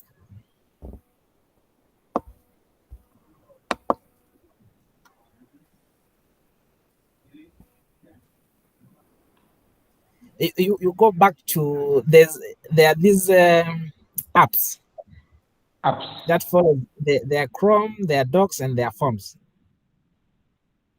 On your right. Still on the page of form. No. You go back. Okay. Yeah.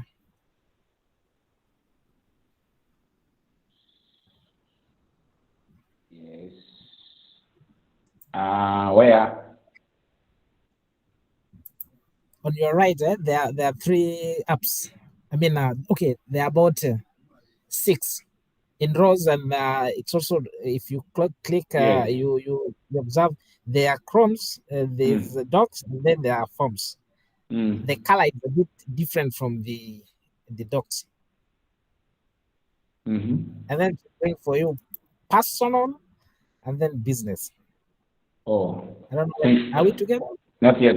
I am there. I am back at the mail and the other apps. Okay.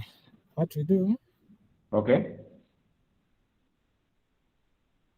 I am back at. You scroll downwards. Yes, I'm down at documents, at books, at Blogger, at Jamboard, classroom collection. Up to which one? There's a Google One, travel, there is forms. Mm-hmm.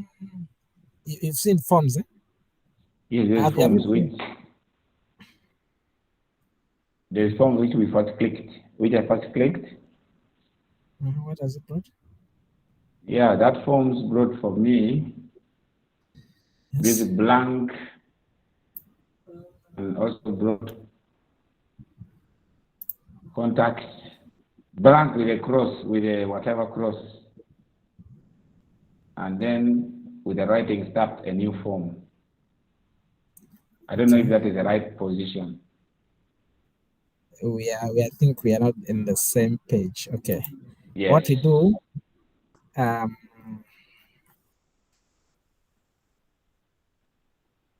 go back to this presentation. Are you on the dashboard?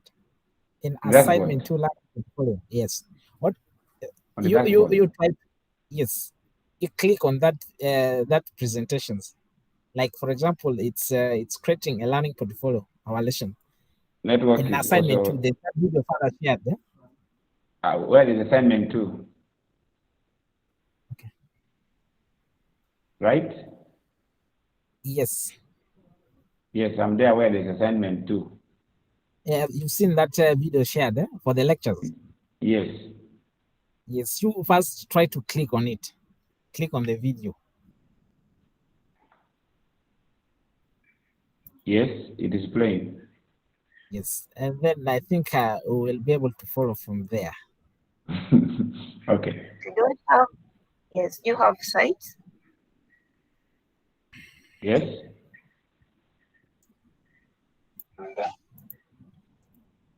Jambo platform. You got.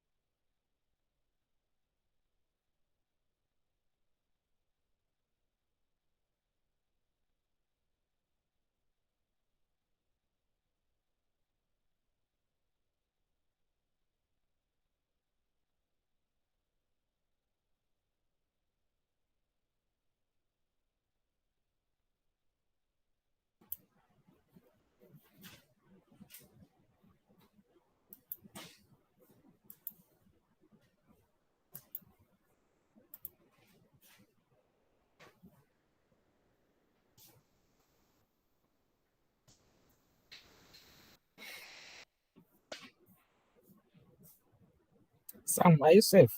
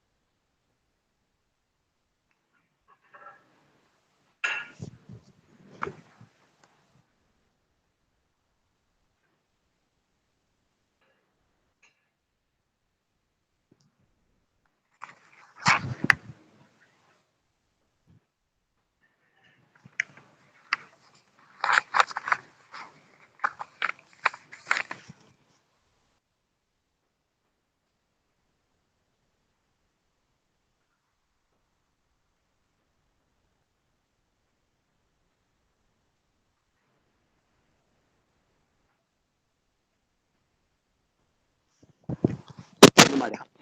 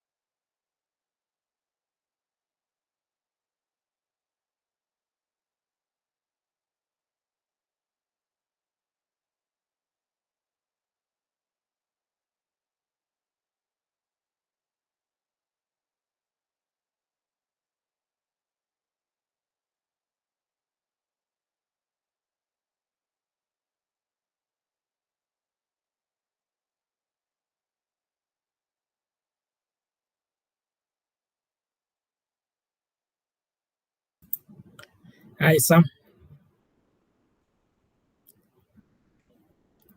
Sam, are you there?